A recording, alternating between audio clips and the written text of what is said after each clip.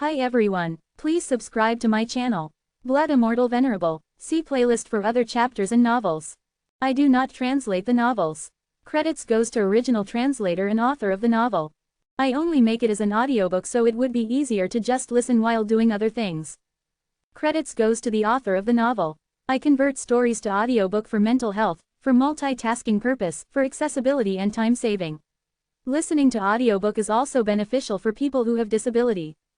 It improves our listening skills and improve our English comprehension, vocabulary and other things. So, thank you for listening. Thank you and thank you very much for your support. Chapter 2181, David's Battle. A complicated expression was plastered all over Lancelot's face as he looked at Zen. The leader of the Yellow Emperor race himself was stunned. Now that Jerome was defeated, David was all they had. Lancelot had faith in David, but what if he lost as well? It was a known fact that the Nine-Li race was determined to have the Sky South Bone Tower back, but Lancelot couldn't let that happen. Jerome walked back slowly, his shoulder hunched in defeat. David opened his mouth just to spite Jerome. I've told you, Jerome, you against him is a total waste of time. Before, David was pretty anxious to fight, but now, he wasn't in a hurry at all and even managed to put up a calm face. Jerome walked towards David just to glare at him. The intensity of Jerome's stare worried his sister Lisa. She thought that if it went on longer, it could turn messy.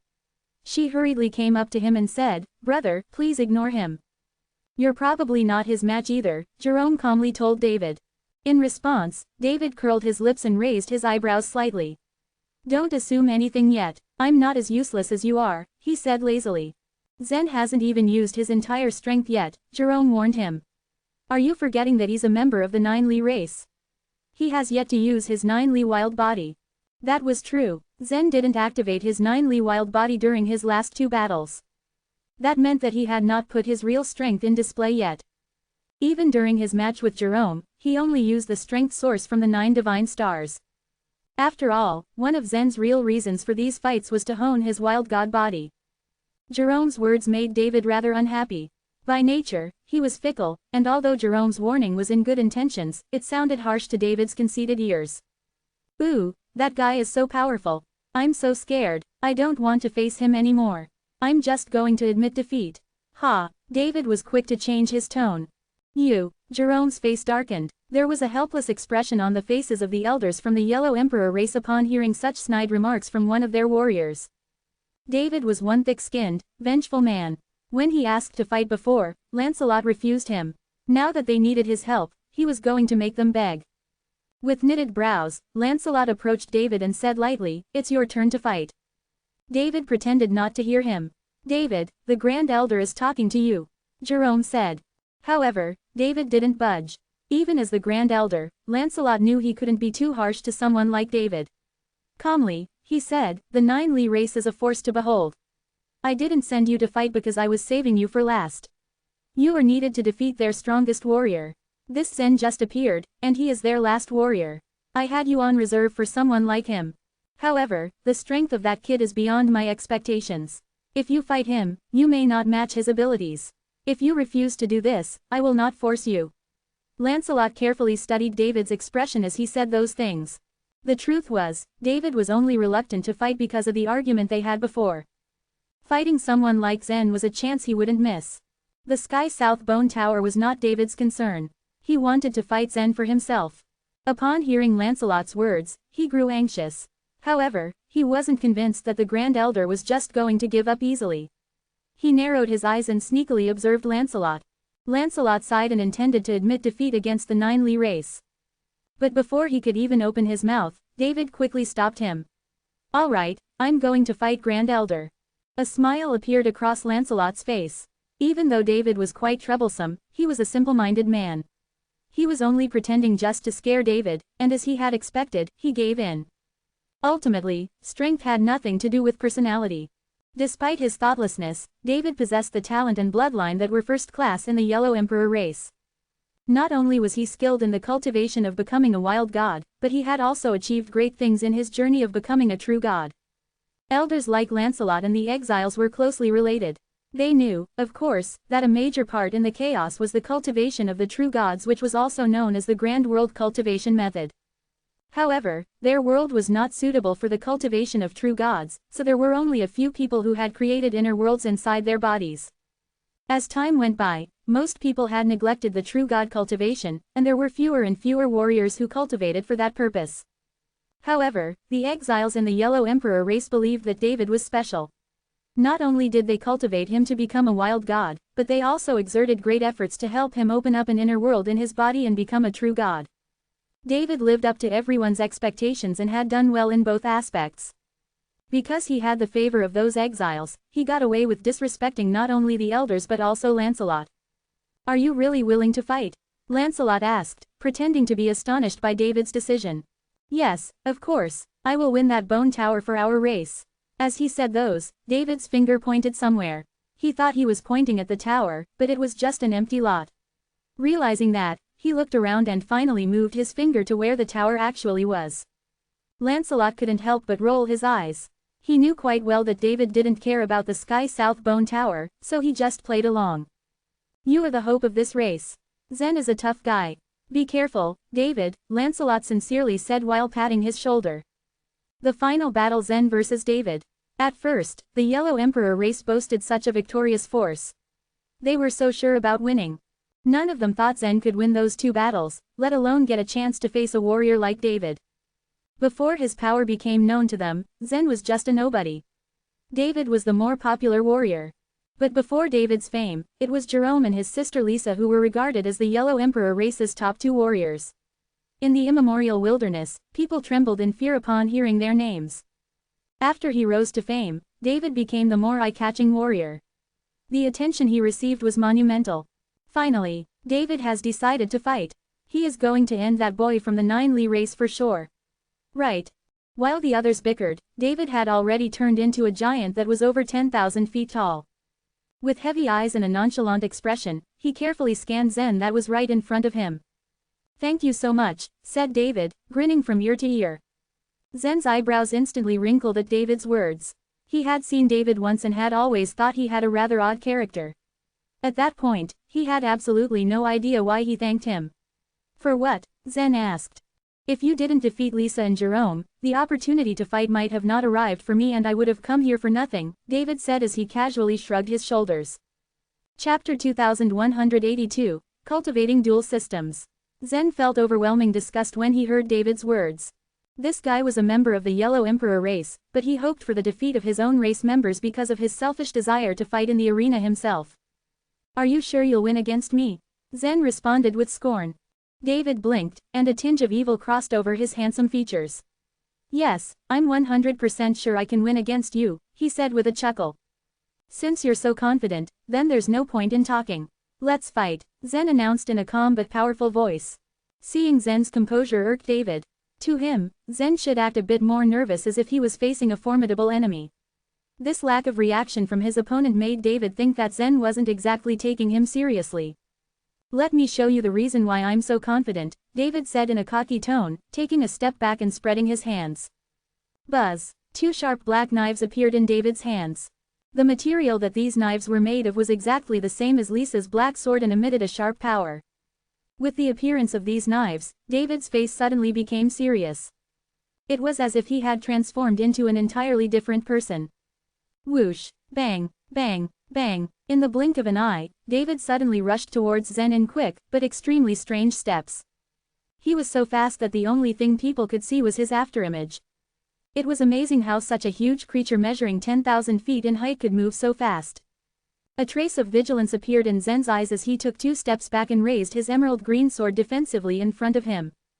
David was fast, but it was impossible for him to escape the spiritual sense that Zen suddenly released to track him. With the use of spiritual sense, Zen would always be able to find David no matter where or how fast he went. Whoosh! David circled around Zen a dozen times before suddenly jumping and rushing towards him from behind. However, Zen seemed to have grown a pair of eyes behind his head. He turned slightly and the long sword he carried swayed with him. Clank! Clank! With 2 clear sounds, David was forced back a couple of feet. "You have quick reflexes," he told Zen with a wild laugh. "I hope you can be as quick next time." "It's just an insignificant skill," Zen muttered lightly. On the surface, David looked calm but deep inside he was truly surprised. He could never imagine Zen being that fast. His opponent's reaction time put him above and beyond any of the foes he had ever faced before. I was just being polite. Don't overestimate yourself. Do you truly think that was the limit of my speed? David laughed coldly. I think it's time to show you what my real speed is. Just then, a strong stream of life vitality emanated from David's body. The scene made Zen raise an eyebrow. He is also a top-rank true god. After Zen came to this world, most of the people he met cultivated the wild god system. Adele, the grand elder of the Nine Li race, also cultivated the true god system and had her inner world, but she treated it as mere supplementary means. According to the old man in the Nine Li race, the warriors of this world were not suited to the true god system, and not even the exiles asked their race members to cultivate it. It was beyond Zen's expectations to find out that David was also a top-rank true god. Swoosh, swoosh, David took a slight step and his huge body disappeared instantly. Even if Zen tried to lock him down with his spiritual sense, it was still ineffective. What's this? Zen was slightly stunned. He felt a strong sense of crisis suddenly well up from the bottom of his heart. At that moment, almost as if on reflex, Zen lowered his head.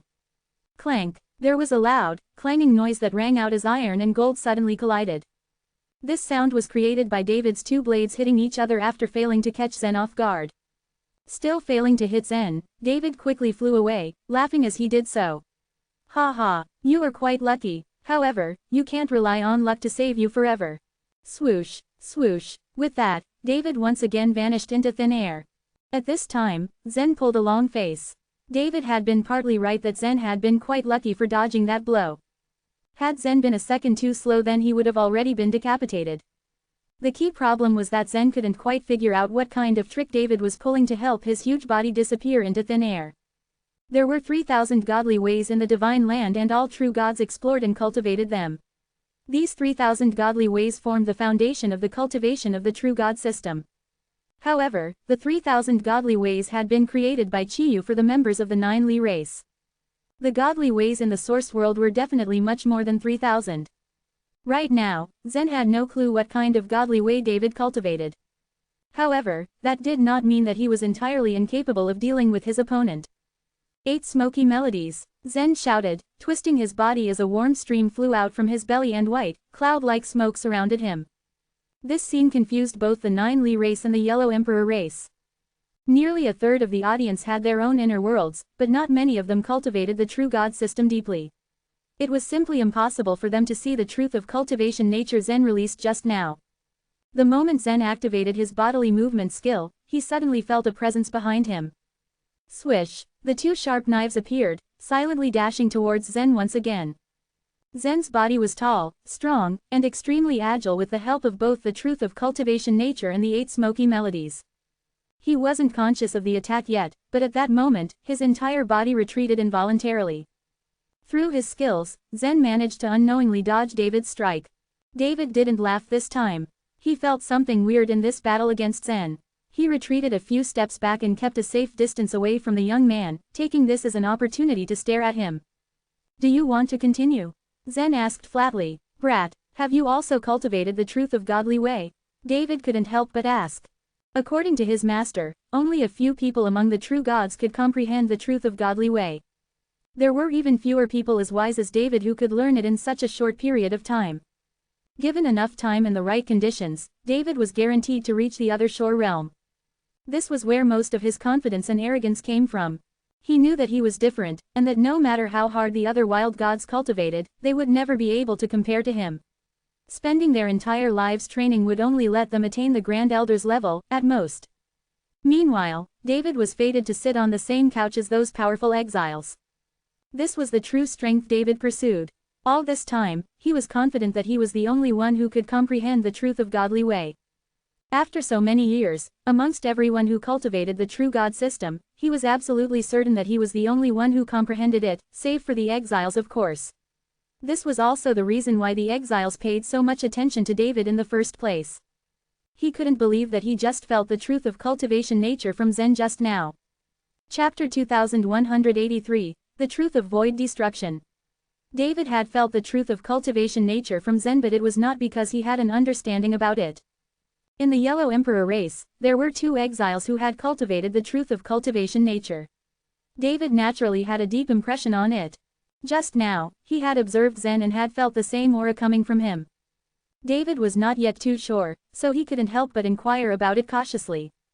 Is it strange? Zen just smiled vaguely. The smile he gave signified an affirmative answer. David's eyes sparkled and his gaze on Zen changed again. His first impression of Zen was that he was just a wild god with extraordinary talent. He prided himself as powerful enough and thought that there was still an insurmountable gap between his strength and Zen's. What he witnessed had totally changed his own insight. He had already regarded Zen as a man in his league. It really surprises me. No wonder you could defeat Lisa and Jerome so easily, David complimented as he smacked his lips. He had never thought that there would be another guy in this world who was as capable as him to cultivate the truth of godly way. But you can't still beat me, David confidently stated. Buzz. The yellow emperor wild body of David released a dazzling golden light. Once the wild god power was released from his body, there was another unique aura that followed. This aura is another kind of truth of godly way. Zen felt the unique aura, and his eyes narrowed. He had known 5 truths of godly ways: the truth of goodwill and malice, the truth of dark and light chaos, the truth of cultivation nature, the truth of eternal sword intent, and the truth of holy words. He had learned the truth of goodwill and malice from Harper. He hadn't mastered it completely yet, but he was almost there. Besides, he had already mastered 99% of the truth of cultivation nature. It was once said that 12 truths of godly ways had appeared in the divine land. A book titled, 12 Abridged Truths of Godly Ways had circulated among the people in the divine land. The book had provided them some insights and knowledge about the certain information. As for how many kinds of truths of godly ways there were in the source world and the chaos, Zen had no idea. Each truth of godly way was a path to the other shore. The purpose alone had gathered countless number of people through painstaking effort to achieve that goal. It was not just a method to become the true gods and reach the other shore, but also served as an extension of the grand world cultivation method. At this moment, the truth of godly way that David emitted was a bit like the space godly way. Zen guessed in his mind and didn't expect him to speak it out himself. The mind method that I learned from my master is the truth of void destruction, David said, pointing the sharp knife in his right hand to Zen. My master has sternly forbidden me to use these methods to cope with the enemy, so I've never displayed them in front of other people. You know, I didn't need them at all. There were deep meanings in what David said. Lisa and Jerome were situated in a distance. As they heard David's words, their expressions had changed several times. During a previous battle, Jerome was defeated by David. David then became the most popular person in the Yellow Emperor race. But Jerome was still not convinced. He believed that David just won by a neck, and there was only a narrow gap between them at that time. He had continued to practice very hard, hoping to defeat David one day in the future. Not until now did Jerome realize that David didn't even use his real strength during their fight, as confirmed by his words. But you are different, David smiled seriously. I believe my master won't blame me. As soon as he finished speaking, he flashed away and disappeared in front of everyone. Zen wasn't able to detect him. In this case, he wasn't the only one. Adele, Giacomo, and the powerful wild gods of the Yellow Emperor race like Lancelot also couldn't find David's location. The truth of void destruction. With it, one can hide in the space of the chaos. Zen gazed at the now empty spot where David disappeared from and thought to himself. He was no stranger to the space law since he had the space godly way stored in his infinity ruler. The only difference was that the space law was a law in the universe, and the space godly way was a space law in the divine land. Did that mean that the truth of void destruction was a space law in the chaos? Whoosh! In a flash, the figure of David appeared on Zen's side and fiercely wielded his knife at him. Zen had managed to avoid the attack in time and retreated. The 8 smoky melodies that had integrated the truth of cultivation nature had helped him detect the sudden attack. But this time, David came well prepared. The moment he had thrust out his knife, spiderweb-like cracks appeared on the blade. The cracks spread in a space and then broke into pieces. Splash! The space crunched rapidly and formed an absolute void. The void then exuded an invisible force. It attracted everything surrounding, which was almost irresistible. Zen, who just retreated, was suddenly pulled back. You can't escape this time, David cried out with a smirk. He shot towards Zen with a sharp knife on his right hand. Seeing that there was no room for him to dodge this time, Zen snorted. He immediately twisted the long sword in his hand. The sword directly swayed at David. Clang, clang, clang, David's sharp knife clashed against Zen's long sword. They attacked in close proximity to each other and continuously fought with their weapons. Despite their huge bodies, they could still fight at a dazzling speed within a small range. The people of the Yellow Emperor race and the Nine Li race were all dazed. It was difficult for them to tell who had the advantage. They only knew that in this level of battle, just with slight carelessness of anyone, the outcome and even life and death would be determined. Zen is not using his soul force, Romeo muttered as he quietly watched the scene. It seems that he doesn't go all out. He wants to take advantage of this opportunity to train himself, Elsa also stated with a complicated look. They were also the talents in the Nine Li race, respected by countless people, and doted upon by their race. But compared with Zen and David, they were hardly worth mentioning. There's something wrong with David's weapon. Adele's eyes were fixated on David's knife. A trace of worry gradually appeared on her face. Adele's observation regarding David's knife had been, in fact, noticed by Zen. Every time his long sword collided with David's sharp knife, he had noticed a faint white light spot, which quickly gathered in the middle of his knife and formed a bright white light ball. Under the fierce collision of the two weapons, the white light ball was getting more and more eye-catching on the black knife. The smile on David's face became more and more proud. He was rejoicing in his mind that Zen was slowly falling into the trap he had set up. Turn to the void. David laughed ferociously as the light ball released a blinding light. He then lifted up both of the two sharp knives in his hands. At this moment, there seemed to be two suns rising brightly on the sky. Zen quickly retreated seeing this change. Upon his retreat, a ray of light appeared on the godly tile in his inner world. Chapter 2184, Bounce Back. Once David saw Zen retreat quickly, he could no longer hide the big smile on his face. The more powerful his opponent was, the more excited he got. The moment he knew that Zen was able to comprehend the truth of godly way, he knew he would have fun defeating him. For him, he only truly felt a sense of achievement when overcoming real challenges. In his eyes, Lisa, Jerome, Elsa, and Romeo were not worthy of his time and effort. After the two sharp knives in his hands collided with each other, the two light balls merged into one. The two sharp knives looked very similar to the black sword that Lisa used, but they were totally different. Since David's master was an expert at refining weapons, he forged these wild weapons just for him. Moreover, the two wild weapons were modeled after the famous dual-stream saber of the source world. Both of the wild weapons were able to open up the void. He could activate it whenever he made use of the truth of void destruction.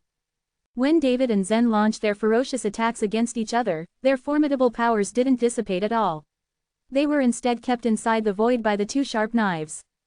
But not long after, the powers were then released by David.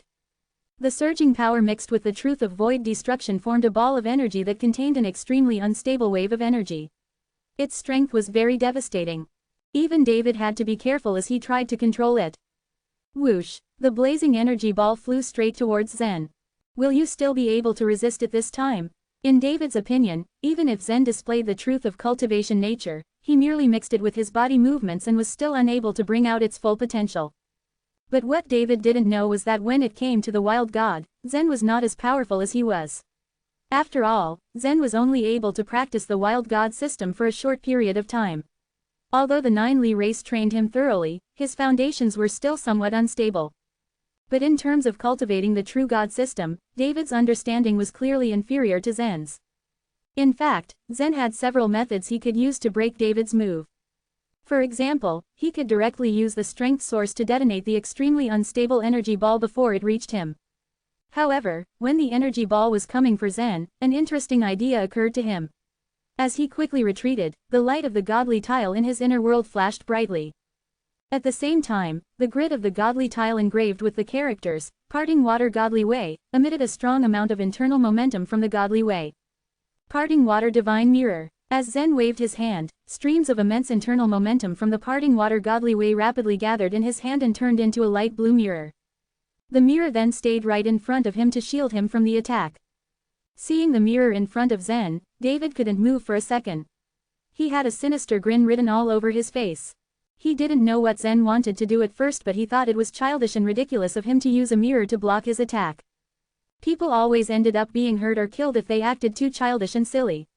Many talents from the Nine Li race were defeated by David because of their naivety and stupid methods.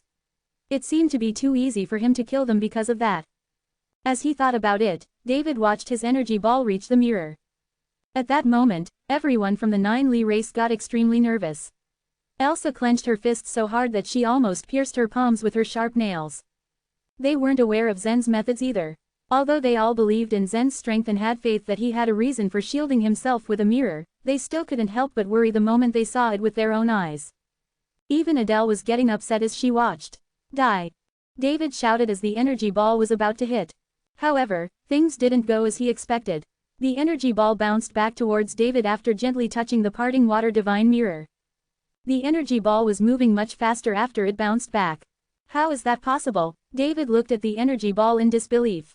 The energy ball got close to him in the blink of an eye. There was nothing David could do about it. He gritted his teeth as his huge body flashed. He tried to hide in the void as fast as he could. Break. Zen then raised his eyebrows slightly. An invisible force was shot behind the energy ball. The energy ball was unstable since the beginning, so it wasn't surprising when it exploded the moment Zen used his strength source to detonate it. Boom! A surge of violent energy began to frantically spread around. At the same moment the energy ball exploded, the truth of void destruction within it also continued to tear its surrounding space apart. Zen was surprised to see the immense power of the energy ball. The method of David was very rough, but it was also very powerful. The space law was very powerful in the universe, while the space godly way was one of the most powerful godly ways to ever exist in the divine land. Therefore, the truth of void destruction was considered to be one of the most powerful among all kinds of truths of godly ways. Unfortunately, even David himself was not able to fully control the energy ball. After a short while, a figure staggered and fell out of the void that was not far away from Zen. The figure was none other than David. When the energy ball exploded, it tore its surrounding space apart.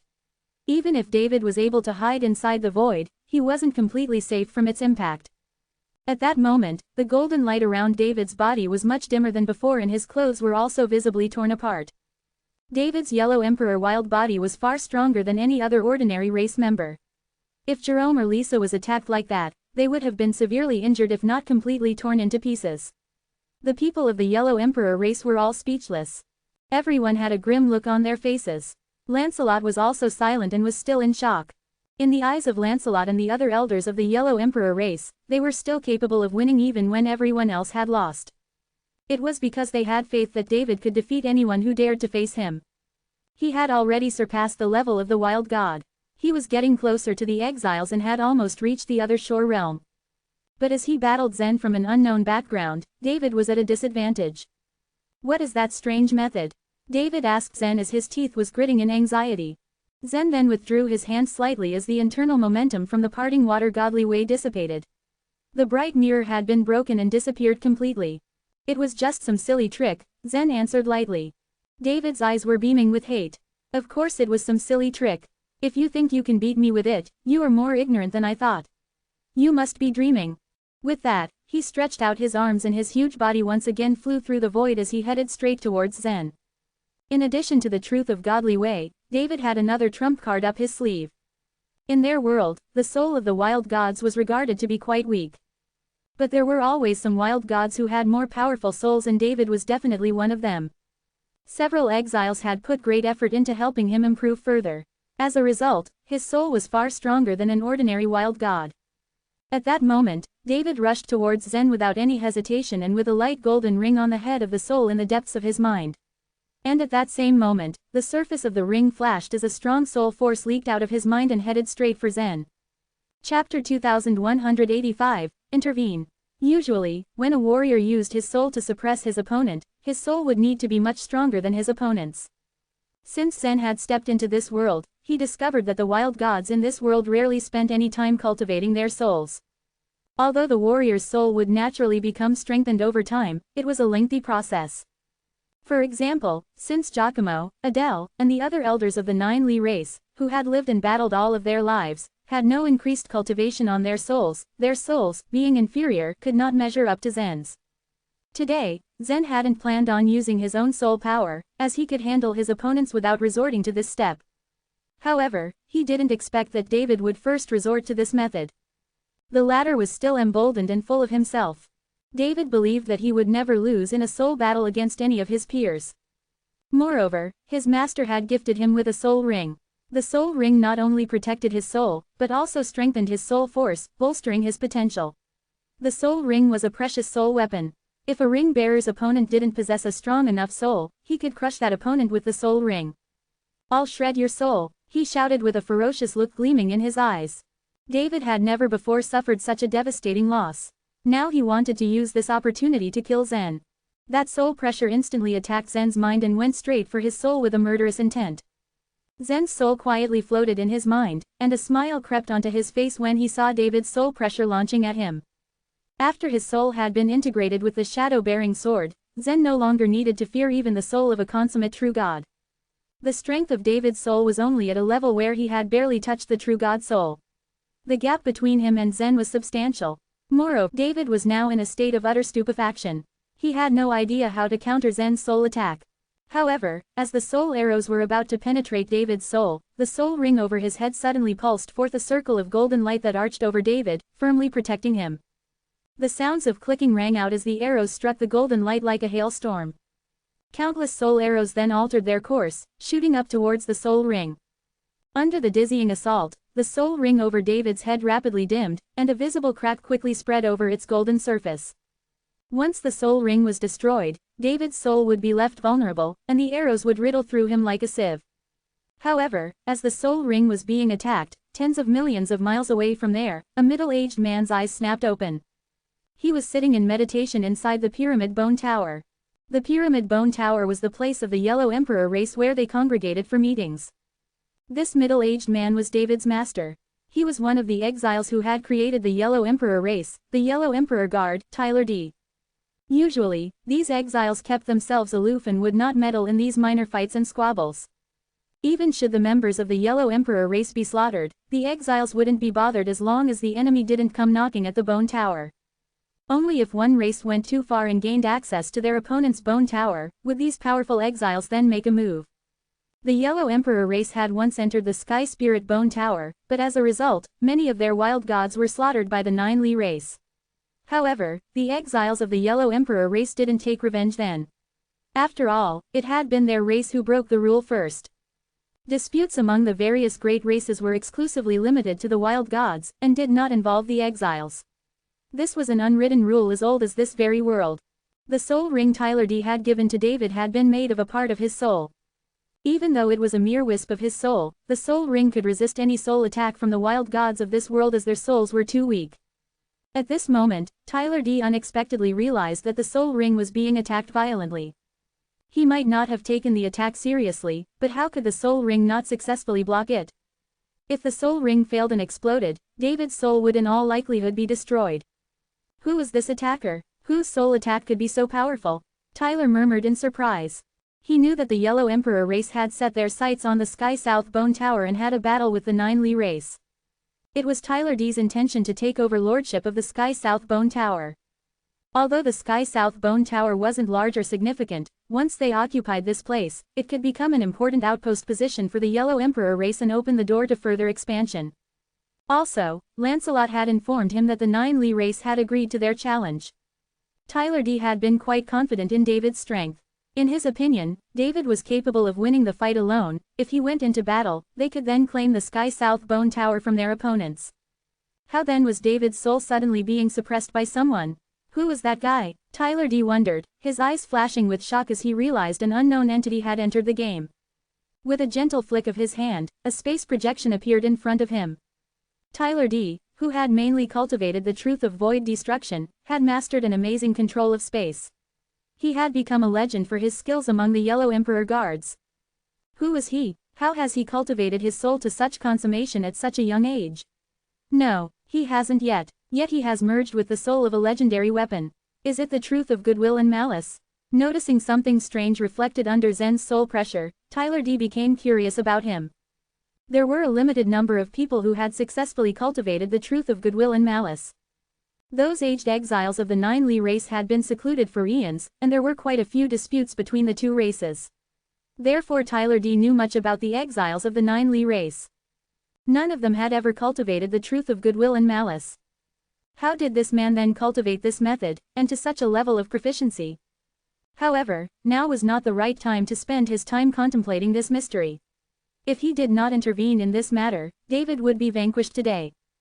He had invested such deep hopes in David, and he couldn't bear those hopes being ruined so easily. With a focused thought, he moved across a gap of thousands and thousands of miles and stood at the top of the flying sickle city.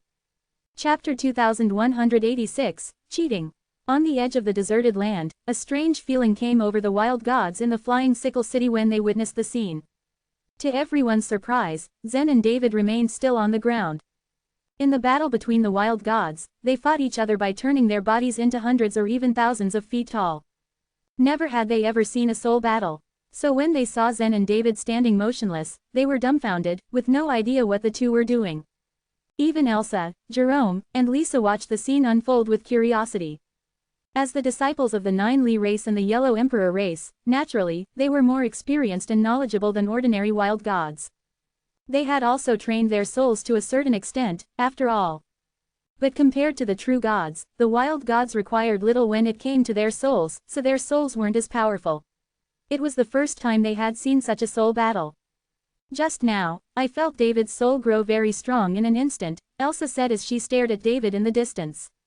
Romeo nodded lightly, but it seems that Zen has repressed him. Zen won't lose to him in the soul battle. After all, Zen's strong point was his soul. And that was the very reason why Romeo led Zen into the Nine Li race. But everyone seemed to have neglected this point after Zen's background and impressive skill were revealed. At this point, David's head was full of regret. To launch a soul attack through the soul ring was one of his greatest abilities. No matter how powerful Zen was, so long as he couldn't resist David's soul attack, he would be easily defeated or even killed. But never did David expect to meet a stronger counterattack from Zen after launching the soul attack. It was made clear that Zen's soul was much stronger than his own. The cracking resounded constantly. More and more cracks formed on the soul ring. It looked like it could easily break at any time after being shot by the small soul arrows. Once the soul ring broke, David was sure to die. When he was at a loss, he suddenly felt a touch of warmth from the soul ring. Somehow, the soul ring was repairing itself. Once it was stable, it emitted rings of golden light again. What's going on? Surprise came over David's expression. But then he realized what happened. It was Tyler, his master. As it turned out, Tyler was helping him from behind the scenes. Tyler once said that the world was too desolate, it was difficult to find suitable materials to refine soul weapons. But he promised David to refine a magic weapon that would protect his soul using a wisp of his own. Although this piece had been condensed into a soul ring, in essence, it was still a part of Tyler's soul, meaning that he could still sense and manipulate it. Seeing the soul ring's light grow brighter, Zen frowned. What a powerful magic soul weapon. But no, it's a little weird. Under his constant attacks, the soul ring should have been broken long ago. But somehow, it had returned to its original state. Even Zen could sense how the soul ring grew dozens of times stronger. No matter how sharp his soul arrows were, hitting it was like an egg smashing against stone.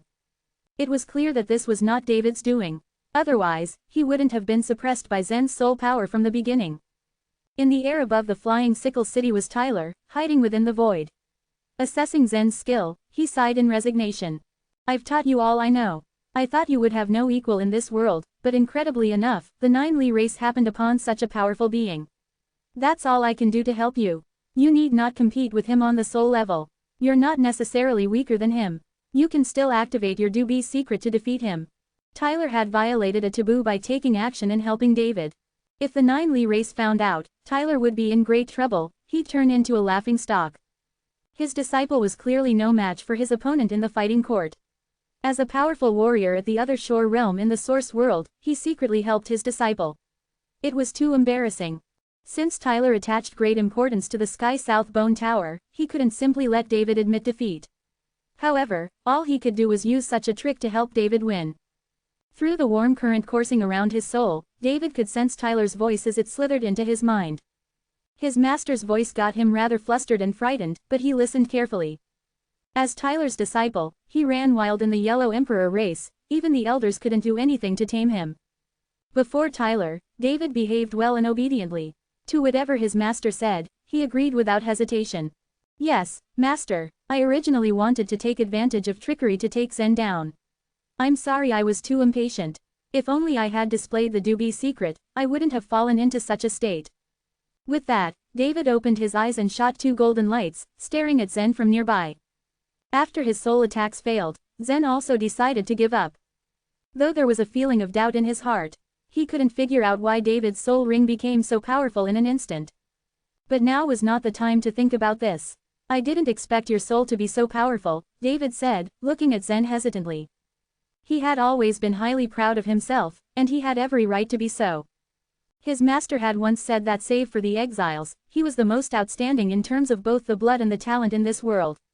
Even among the people of the snake goddess race, no one was better than him. And it was true. Since he was a child, he had never encountered anyone more powerful than him or anyone he couldn't overcome. Jerome and Lisa had been very formidable in the past, and yet David only used 40% of his strength to defeat Lisa and barely 60% of his strength to defeat Jerome. Such strength was enough to put him above all the talents in the world. But this strange fellow appeared out of nowhere and outshone him in terms of both the true God system and soul strength. It was difficult for him to accept the fact. The frustration was like a sharp knife piercing his heart. Only when he killed Zen could he ever pull out that knife, he believed. Do you think you can defeat me with such power? David continued. Now, the golden light on his body began to change. The golden light that evenly covered his body seemed to come alive and begin flowing slowly. In most of the wild god's eyes, the yellow emperor wild body was supposed to condense a layer of golden light comparable to solid metal on the body. Most of the members of the yellow emperor race could use the yellow emperor wild body to this extent only. But as a member of the yellow emperor race, David's blood was included in the Doobie chamber, enabling him to activate the Doobie secret. The exiles had been estranged from their clansmen in this world. For example, all these years, Ramsey had never seen his daughter, Adele. As a result, very few of them were willing to take the wild gods as disciples. But because of David's blood, Tyler was willing to accept him. Chapter 2187, The Doobie Secret. Just like the Nine-Li race, the Yellow Emperor race also had various levels of blood purity. However, it wasn't classified into different levels but rather into chambers. The Yellow Emperor race had a total of 9 chambers in the source world. The disciples of the Yellow Emperor race were segregated into different chambers as per the different degrees of blood purity. The Doobie chamber was ranked first among the 9 chambers. The Doobie chamber was inferior to the imperial grade bloodline of the Nine-Li race, but it was also quite excellent. Those who were part of the Doobie chamber could activate the Doobie secret in their blood. The Doobie secret was David's most powerful trump card. Wisps of golden light floated out and converged into a mysterious pamphlet. This pamphlet was known as the Doobie pamphlet. Very few people in the Yellow Emperor race were able to create the Doobie pamphlet, and each person's Doobie pamphlet was different. If David was born in the source world, he would be sent to the Doobie chamber and study his own pamphlet. It contained very strong and complicated power, which involved the origins and secrets of the Yellow Emperor race. However, David couldn't examine it in this world. He had scrutinized his pamphlet with the help of Tyler, and up to now, he had only mastered a small part of it. After all, this was not the source world and exiles had limited abilities. Crack. When the golden light flowed onto the Doobie pamphlet for a while, it turned into a black light and covered the surface of David's body. Soon, David was entirely engulfed by the black light. His physical figure, which was over 10,000 feet tall, emitted a black light. He looked very strange. Not only were Zen and the Nine-Li people looking at him weirdly, even the people of the Yellow Emperor race were staring at him curiously. Is this still Yellow Emperor wild body? Is this black light the power of our blood? It's so bizarre. Some elders and disciples of the Yellow Emperor race were discussing in hushed tones. One thing was certain. They felt that David's energy had increased greatly. However, this force was too alien for them. They couldn't wrap their heads around it. It was as if David was no longer a member of their race. Indeed, that is the power of our race, Lancelot said as he regarded David in the distance. However, this power is not something an ordinary member of our race can possess. The fact that David had the Doobie secret was known to only the exiles and a few members of the Yellow Emperor race. Grand Elder Lancelot was one of them. Lancelot still couldn't figure out why David, who was born in this world, had such strong blood. I've never used the Doobie secret in actual combat. David looked at the black light on his body and smiled at Zen. You are the first opponent to see it. Swish. He pointed the 2 knives at Zen again and said, it's not your fault if you're defeated by me, so no hard feelings. Splash. With a flip of his 2 sharp knives, 2 crossed rays of black blade radiance appeared. It was as if a big cross was drawn on the white rice paper with a brush made of top-grade wolf hair. The 2 beams of blade radiance spiraled over. The blade radiance is very powerful. Zen raised his eyebrows suddenly. He didn't dare to go straight to their front, he floated slightly and managed to dodge them. As David saw that Zen dodged the attack, a trace of disdain appeared on his face. Instead of using more force to suppress Zen, he remained calm and raised the two sharp knives again. Clang! The sharp knives crisscrossed, and two more rays of intertwined black blade radiance emerged. The blade radiance was tens of thousands of feet long. It could extend to hundreds of thousands of feet when it shot out. The wild gods of the Nine Li race and the Yellow Emperor race stayed where they were. But the wild gods from the Flying Sickle City had to move away to protect themselves. Although they were standing at a safe distance, they couldn't help but worry about the terrible consequence if they were accidentally caught in combat. Whoosh, whoosh, whoosh, whoosh, streaks of black blade radiance zoomed past. On the other hand, David was strolling towards Zen at a leisurely pace instead of chasing him. Weren't you very strong earlier? You can't do anything now, can you? David glanced at Zen, hoping that he would give him the satisfaction of watching him struggle and resist. He liked to feel superior to his opponents, but if the gap between him and his opponents was too great, he would get bored. Whoosh! As two beams of crossed blade radiance dashed towards him, Zen waved his hand again. Buzz! The parting water divine mirror was already set in front of him. But the mirror didn't work this time. When the two beams of crossed black blade radiance touched the mirror, it shattered into pieces. Fortunately, Zen was extremely fast. When he saw the mirror breaking, he quickly retreated and rolled to the other side, making a huge crater on the ground in order to avoid the black radiance. I can't believe that you can't resist the blade radiance. David laughed coldly. I thought you could resist everything. David and Zen chased each other in the deserted land, and the two races fretted about them. What method has David used to boost his strength like this all of a sudden? Zen can do him no harm, said an elder of the Nine Li race worriedly. What exactly is the black blade radiance? It is really very powerful, asked Giacomo with a frown. Originally, Zen had the upper hand, but now he was unable to fight back. Naturally, they were anxious. Adele had been studying Zen nervously, not saying a word. Zen was a newcomer in the Nine Li race and did not display his full strength to her.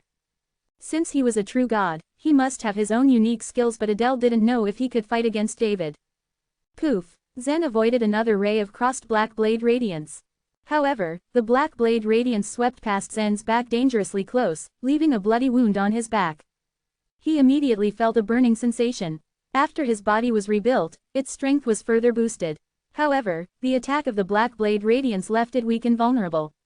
It's about time we end our battle, said David with a smug smile when he saw an injured Zen. I can feel your fear, helplessness and unwillingness. These are emotions that paralyze weak people like you. If you are willing to kneel before me and beg me for mercy, I may consider sparing your life. Are you kidding me? You think I need you to spare my life? Zen sneered. David didn't care about Zen's attitude and spoke slowly, how stubborn you are. Like the guy killed by Roy, you have to use your own life to finish the battle. As he spoke, he raised the two sharp knives again. This time, the black light on his body began to flicker violently. It looked like the end of the battle was close. Hearing Roy's name, Romeo and the others were very sad. After all, Monty from the Nine Li race was the only one to be killed in this battle. But now, they were even more worried about Zen. Giacomo had planned to ask Zen to admit defeat directly. Zen had done his best anyway. They were convinced that Zen's skills were inferior to David's. Whoosh! However, Zen held his long emerald green sword horizontally across his chest, a faint smile appearing on his face. We do need to end the battle, but I don't intend to use my life. As soon as he finished speaking, the internal momentum within his body began to mix crazily. Chapter 2188, Going for the Kill. The fight between the two races, namely the Nine Li race and the Yellow Emperor, was predicted to be at its end. Both sides knew that it was already the final showdown for the battle for the Sky South Bone Tower. Back on the ongoing battle, it appeared that David had an absolute advantage. Zen had no way to confront David, who had activated the Doobie secret. Every Nine Li warriors present who had been watching the fight had the same thought. They saw how Zen had given all his best to suppress the opposing side. If he was really no match for David, they thought that he'd better admit defeat as soon as possible. For Elsa, Romeo and some others, they had a deeper impression that Zen was considered to be more important than the Sky South Bone Tower. Everyone was lost in their own thoughts and feelings about the fight going on, but at this moment, an extremely complex aura suddenly emitted from Zen's huge body. Zen, all along, had always kept his hidden trump card. The complex aura that was just emitted from his body was the Wei's blending strike.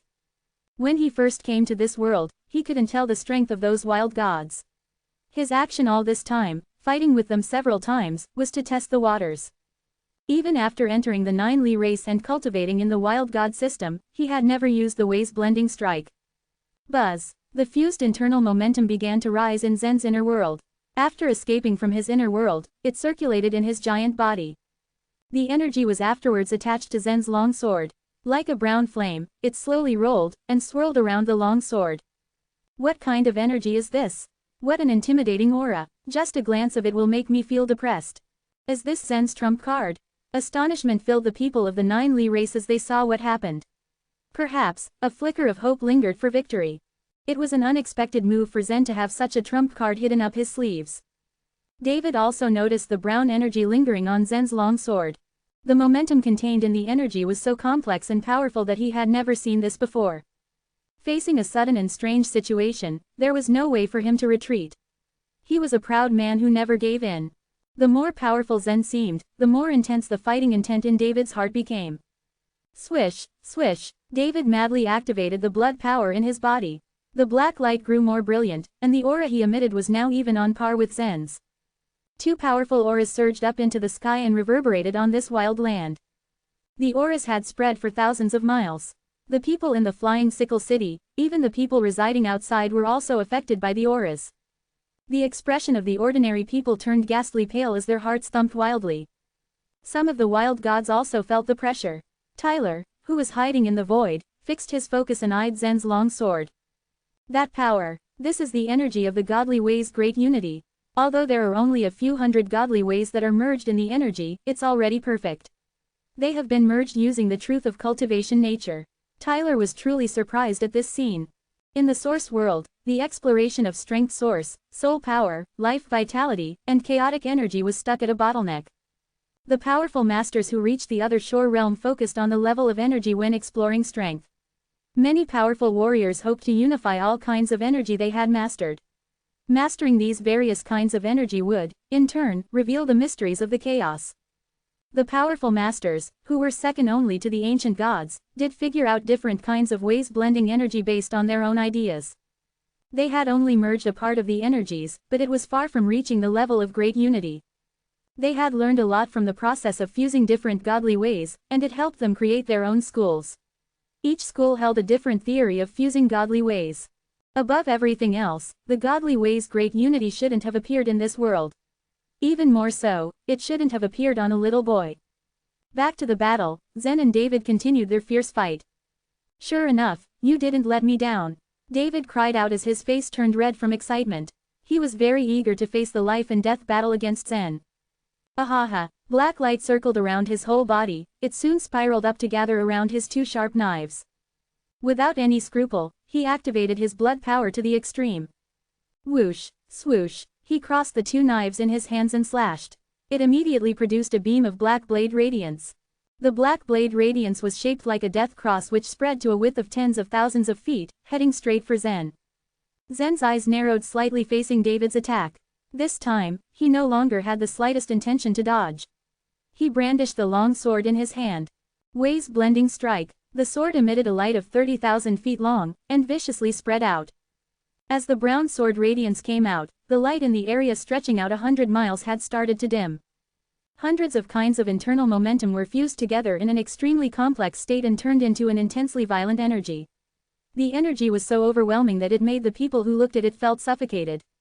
Sizz. Zen's sword light instantly collided with the 2 black blade lights slashed out by David. To everyone's surprise, the violent collision of the 2 powerful energies didn't cause too much noise.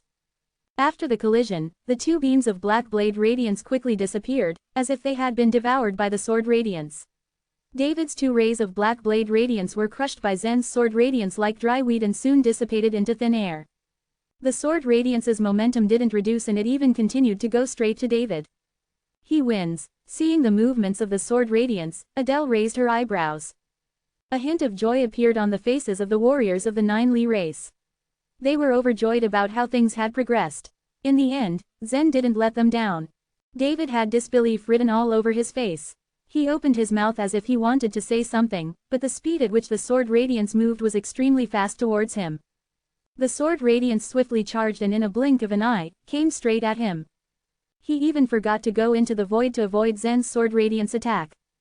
Alas, Tyler, who had been hiding in the void, sighed faintly. He had hoped that his disciple could defeat Zen, but upon catching a sight of the way's blending strike, he knew that David would surely be defeated. The Yellow Emperor race was determined to take over the Sky South Bone Tower. It's a foul play, but I have no choice. Don't blame me, boy, Tyler muttered. As this thought flashed through his mind, a strong will instantly appeared in the soul ring in David's mind. David's movement halted for a quick second as his eyes lost their luster. His figure became unusually quick. Facing the sword light, he retreated while at the same time waved the two sharp knives in his hands in an unusual quick motion. Creak-a-rack. Every time the sharp blades clashed with Zen's sword radiance, they had weakened the sword radiance a bit. David continued to slash about 70 times, and every strike landed on the anterior of the sword radiance.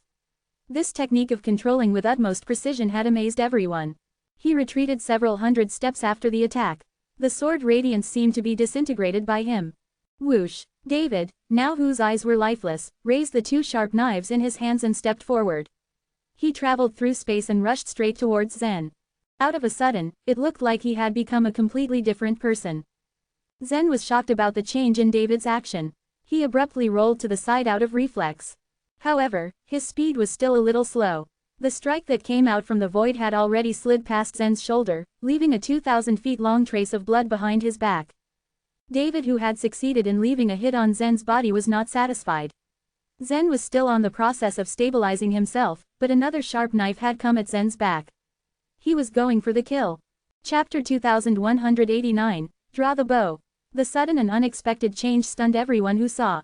A series of attacks from David dazzled them and Zen was immediately cornered. He knew he had no place to hide. He moved his elixir field as soon as he could to create an invisible force. The Buddha Emperor sword, which wasn't completely solidified yet, rushed towards David. Bang! The Buddha Emperor sword landed on his body and prevented him from moving. As he saw an opening, Zen quickly distanced himself from David. What the? He shaped it with his strength source. How did he do it so easily? He really is full of tricks I haven't seen before. Tyler was speechless. He didn't expect Zen to have so many tricks that were very unique and innovative. However, he had no intentions of letting Zen go. If he wanted to get rid of Zen, who was more outstanding than David, he had to do it as soon as possible to make sure everything went as he planned. So he continued manipulating David to go all out on Zen. Under the constant pressure from David, all Zen could do was dodge his attacks. But it seemed that David was always one step ahead of Zen and was able to take full advantage of his speed. Occasionally, he would use the truth of void destruction to launch a sneak attack in the void. While they were fighting, Zen moved as fast as he could because he knew he was in a dangerous situation. On the top of the Sky South Bone Tower not far from the Flying Sickle City, a huge eye was watching everything that was happening in the Flying Sickle City. Number 9527 didn't care about the ongoing fight between the wild gods at all. In their master's eyes, these creatures were nothing but puny insects. Even the exiles were just larger insects. The only person able to intrigue number 9527 was Zen. The Brain Masters asked number 9527 to watch Zen closely and record his every move. If possible, they wanted it to get as close to him as possible. They knew that his own strength alone was not enough for helping himself cross the shore. He needed someone to guide him. It's just a duel. Why does the exile intervene in it? Number 9527 was confused because it usually had trouble understanding humans' intentions. Tyler had already mastered the truth of void destruction perfectly, which meant that no one was able to notice that he was hiding in the void. However, no matter how powerful he was, he could not hide himself from 9527. The latter's eye could see through the void. It could see every single move Tyler made. It wouldn't usually intervene in ordinary duels. Taking advantage of such an opportunity, it was able to observe more carefully and meticulously. Just now, Zen had already shown that he had the ability to combine the godly ways. This surprised 9527. It was able to feel the aura from the Great Unity. Though the aura wasn't much, it still took shape. Both of the Master and the Brain Masters explained that the Great Unity ceased to exist because it was already extinct. All the creatures that were lucky enough to feel the aura of the Great Unity had transformed into Chaos Ancient Gods and become a part of this world. It was not going to work out the same way they expected. Unfortunately, there were still a lot of creatures that dreamt of taking over the ultimate mystery in the chaos. If number 9527 could approach Zen, it would definitely tell him not to take the same path. It could sense that the exile in the void had gone too far. When it noticed that Zen was in great danger, it became angrier and angrier. It was really shameless for an exile to bully a junior that gravely, the same way those gigantic brain masters bullied No. 9527. The brain masters already told number 9527 to protect Zen as much as it could. At that thought, it decided to make full use of its given authority. The top of the Sky South Bone Tower began to tremble once again, but the tower was so huge that no one was able to detect its movement. A new seed solidified beside the eye as the bone tower continued to tremble. The seed grew rapidly. Not long after, it blossomed and yielded a fruit. There was a tight bone bow inside the fruit. The bone bow was about 300 feet wide and the arrow hanging on the bowstring was 620 feet long. The top of the Sky South Bone Tower was about 873.6 billion miles away from the Flying Sickle City. It would take about 140 years for number 9527 to successfully shoot the arrow into the Flying Sickle City with the help of the bowstring. But there were some hollow patterns on the arrow, which were created by a very small portion of the truth of void destruction from No. 9527. However, even the smallest portion of the truth of void destruction from a Chaos Ancient God was something beyond the exile's imagination. If the arrow successfully passed through the void, it would definitely hit Tyler in the blink of an eye. At the same time, in the Sky Spirit Bone Tower of the 9 Li race. I think there is something strange about David, Ramsey said worriedly. The exiles also observed Zen more closely. The oldest man began to hesitate. He had also sensed that there was something wrong with David, but he couldn't place what it was. Please save Zen right away. We have to admit our defeat in this battle. It is our best option. It's okay to give the Sky South Bone Tower to the Yellow Emperor race, said Leopold firmly. The oldest man frowned. I refuse to let Zen die, but if I make a move now, the Yellow Emperor race will surely make fun of us. Nothing is more important than Zen's life right now, Ramsey continued.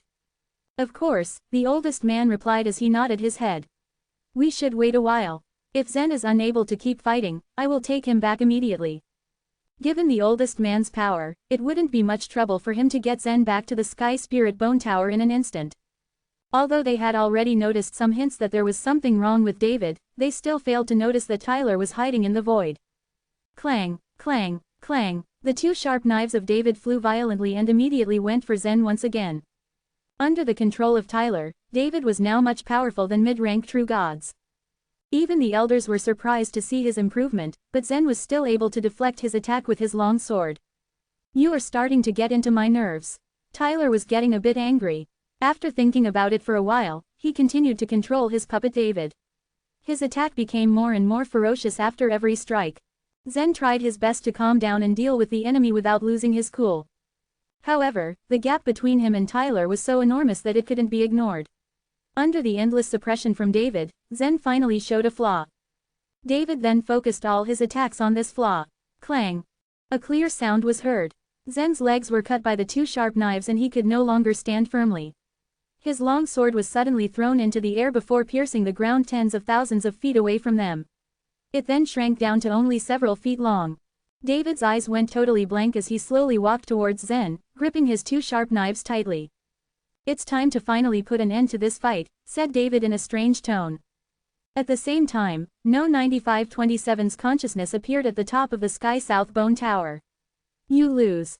All of a sudden, the bow was drawn. Chapter 2190, Exposure.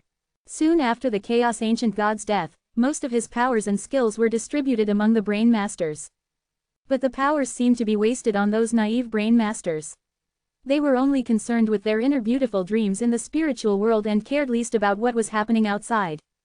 On the contrary, the brain units like number 9527 showed keen interest in the outside world. Sometimes the Brain Masters would assign their powers to the brain units like number 9527 to fulfill certain tasks that seemed to take too much of their time. Every once in a while, some undisciplined exiles would try to break into the Chaos Ancient God's skull, but they were easily eliminated by the small brain units. Of course, like number 9527, they too had borrowed the strength from the Chaos Ancient God. Swish! The arrow with a considerable length of about 620 feet disappeared the moment it left the bowstring. According to the estimation of number 9527, the arrow would find its target Tyler, who was hiding in the void, in a very short time. But Tyler was very proficient in the truth of void destruction. There was a chance of survival for him from the arrow. However, number 9527 didn't consider the probability that Tyler could even dodge the arrow. Tyler's life was like dust to it, and held little significance for it. What was important was to refrain Tyler from killing Zen. Tyler, who was hiding in the void, carefully controlled David and gradually forced Zen into a corner. He felt like he was fighting Zen in person. He never imagined that Zen could be so stubborn. It took tremendous effort on his part to duel with Zen. Tyler sighed as he felt sorry for Zen. After all, Zen was his opponent now. Just as he was about to end Zen's life, he suddenly felt a tremor. He solely focused on practicing the truth of void destruction. Hence, he had a sharp sense of space, which was far more superior to other exiles. Even though the wave of spatial fluctuation was tens of billions of miles away, he could still sense it. What was more, he knew it headed in his direction. It's a fluctuation that will come very soon, I think. His pupils dilated, as he thought about the fluctuation. He barely had enough time to gauge the speed of the fluctuation. It was much faster than he had expected. Terror crept through his spine, in turn freezing his mind and thoughts. He didn't have time to think. Instinctively he twisted his body and activated the truth of void destruction to eliminate the void that had helped him to hide. As soon as the void was disposed of, he immediately bounced out and stumbled in the air for a long time before he could stop himself. He felt a bit giddy with the fall. As soon as he was pushed out, a slender white form flew past him from behind. The figure had reached the vertex of its speed. In the flying sickle city, except for Tyler, no one really saw it clearly.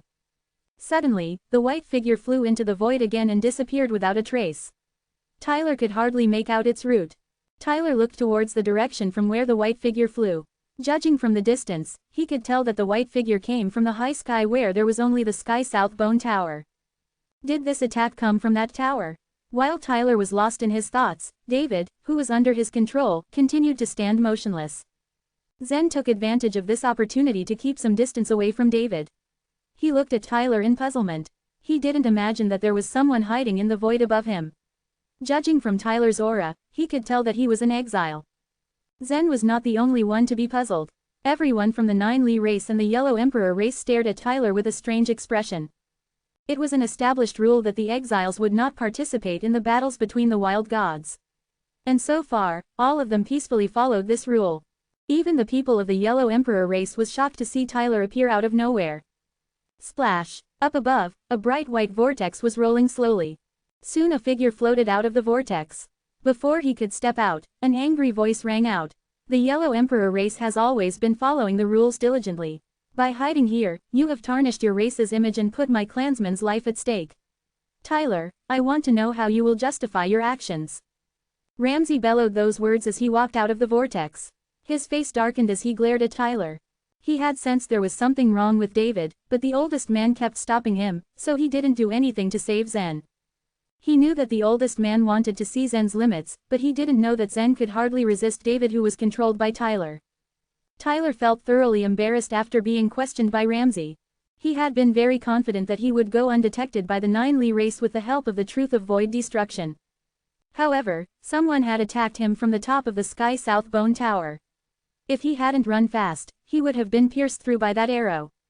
Although he escaped the disaster, he exposed himself completely. Tyler also realized that he had stepped over the line. However, his confidence came back as an idea formed in his head. With a smirk he replied, I was just observing the fight. David is my disciple. I was concerned that something untoward might happen to him. What's wrong with that? Hearing Tyler's explanation, Lancelot and the other elders of the Yellow Emperor race were relieved. They were not aware that David was completely under Tyler's control, like a puppet. But the Nine Li race found out his true intentions. Things were getting very intense. Tyler was left with no option but to deny it. Ramsay sneered, watch the fight. Really? And is this the way to watch the fight? By hiding in a void? As he spoke, he pointed his finger at the top of the sky and infused a force of soul into David's brain. David, who had been fuzzy in the brain, quickly sobered up. After he regained his strength, his body started shaking violently. He looked in surprise at Tyler. "Master, why are you here? I feel so weird. It seemed that I was being manipulated by someone." Hearing David speak, Lancelot sighed helplessly and rubbed his forehead. Although David was extremely talented, he could be real slow in observing the situation around him. As for his master Tyler, the corners of his mouth twitched in nervousness. Ramsay said, "Tyler, what else do you have to say?" Frowning, Tyler looked at Ramsay and then at his disciple David. He cursed himself for his action. If he had known that he would be exposed, he would have never interfered in the fight. Even if they lost, at least, he would not put himself and his race in such a position. At that moment, ripples appeared in the space behind Tyler, out of which a faint voice floated out. Tyler's actions can be justified to his impulse. "Ramsay, you don't have to be too hard because of this. You want the Sky South Bone Tower, right? We can give it to you. Give it to us. Is this a joke? We won the bet in a fair deal, so automatically the Sky South Bone Tower belongs to us. In what context do you mean that you will give it to us?" Ramsay asked coldly. Chapter 2191, Proof. The exiles were imprisoned in this world and they were all aware of each other's existence. Ramsay could tell from the voice that it was Spark Yan from the Yellow Emperor race who was speaking. This person's status in the Yellow Emperor race was the same as that of the old man in the Nine Li race. He was one of the most powerful characters in this world. However, this didn't intimidate Ramsay. He didn't back off.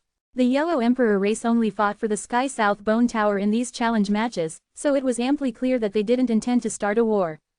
Moreover, the light of adjudication, which appeared once every 1,000 years, was about to arrive. This was not the ideal time to have a big face-off. Furthermore, even if the Yellow Emperor race really wanted to start a war, the Nine Li race would not fear its opponents. Ramsay was pretty confident about this. Ripples flashed in the space behind Tyler once more, and Spark's voice came through the ripples. "So then, what do you want?" It sounded like Spark wanted this to be over now. Adele, Giacomo, and some others exchanged silent glances. Admittedly, they were furious that Tyler had manipulated David during the battle. But strangely, Tyler had recklessly exposed himself, which gave the Nine Li race a chance to take advantage. The Nine Li warriors knew exactly what that question meant and Ramsay was even clearer what he was going to do. He smiled faintly and said, "It's very simple. The Yellow Emperor race should take their hands off the cities within 5 million miles around the Sky South Bone Tower. If they took their hands off, it meant that they would have to quit. These large races would never publicly announce that they had occupied these cities. After all, the cities where the people of the wilderness gathered were not important enough to attract the attention of these large races. Those who controlled the cities were usually sects that belonged to the race that occupied the place." What Ramsay meant was that the sects that belonged to the Yellow Emperor race should leave the area of 5 million miles around the Sky South Bone Tower. When the warriors of the Yellow Emperor race heard this, they were furious. For this generation, the Sky South Bone Tower had been shared equally by the two races. Even if the Yellow Emperor race gave up the Sky South Bone Tower, they would only lose one bone tower and 4 cities. If they were to retreat 5 million miles away, this would have a great influence on the Yellow Emperor race. "This is too much. We can't agree. It's impossible." The warriors of the Yellow Emperor race immediately heard a buzz. Lancelot's face darkened, but since Tyler was here, as the Grand Elder, he had no say so he had to remain silent. It was Tyler's fault that the matter had ended like this. If Tyler hadn't cheated in the fight, Yellow Emperor race would have lost only the Sky South Bone Tower and nothing more. Besides, the idea of having this challenge was also Tyler's. Unfortunately, his disciple failed and was defeated by Zen. Lancelot looked at David in the distance and shook his head sadly.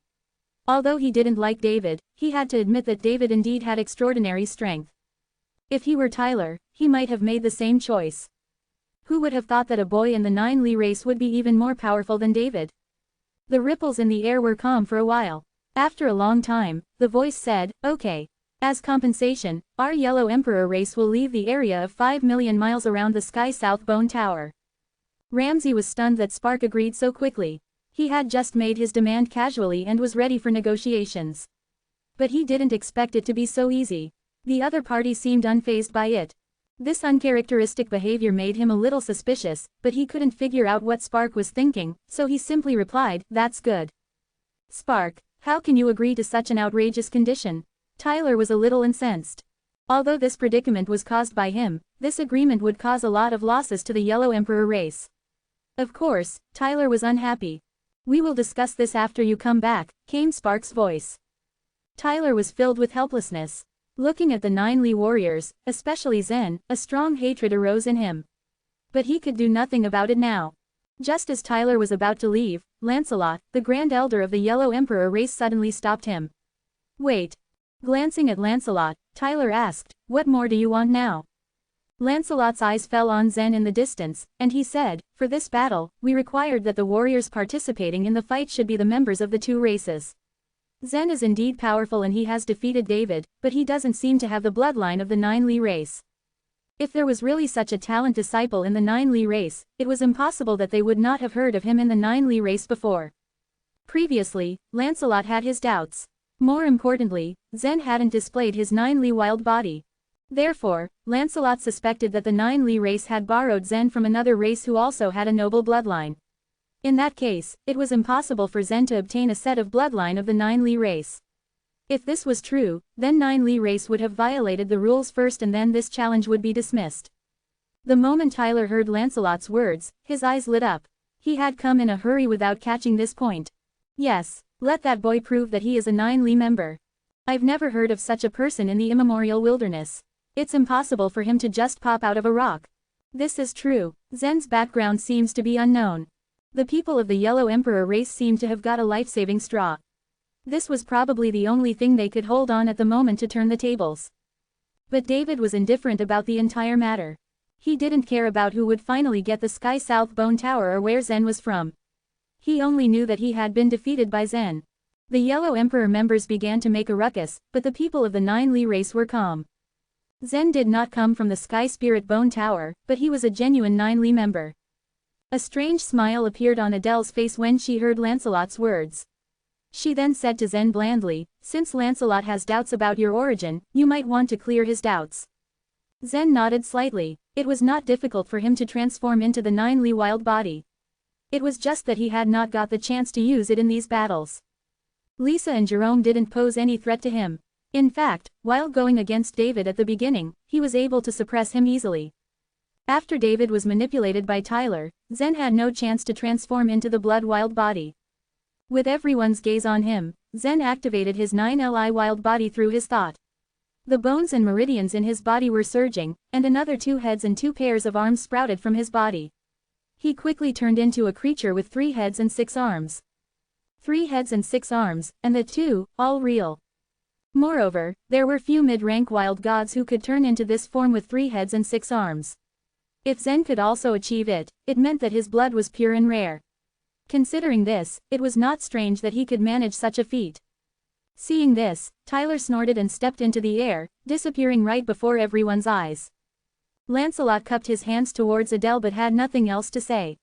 He led the Yellow Emperor members and left. As for the wild gods who were quietly watching in the distance, some were happy while others were worried.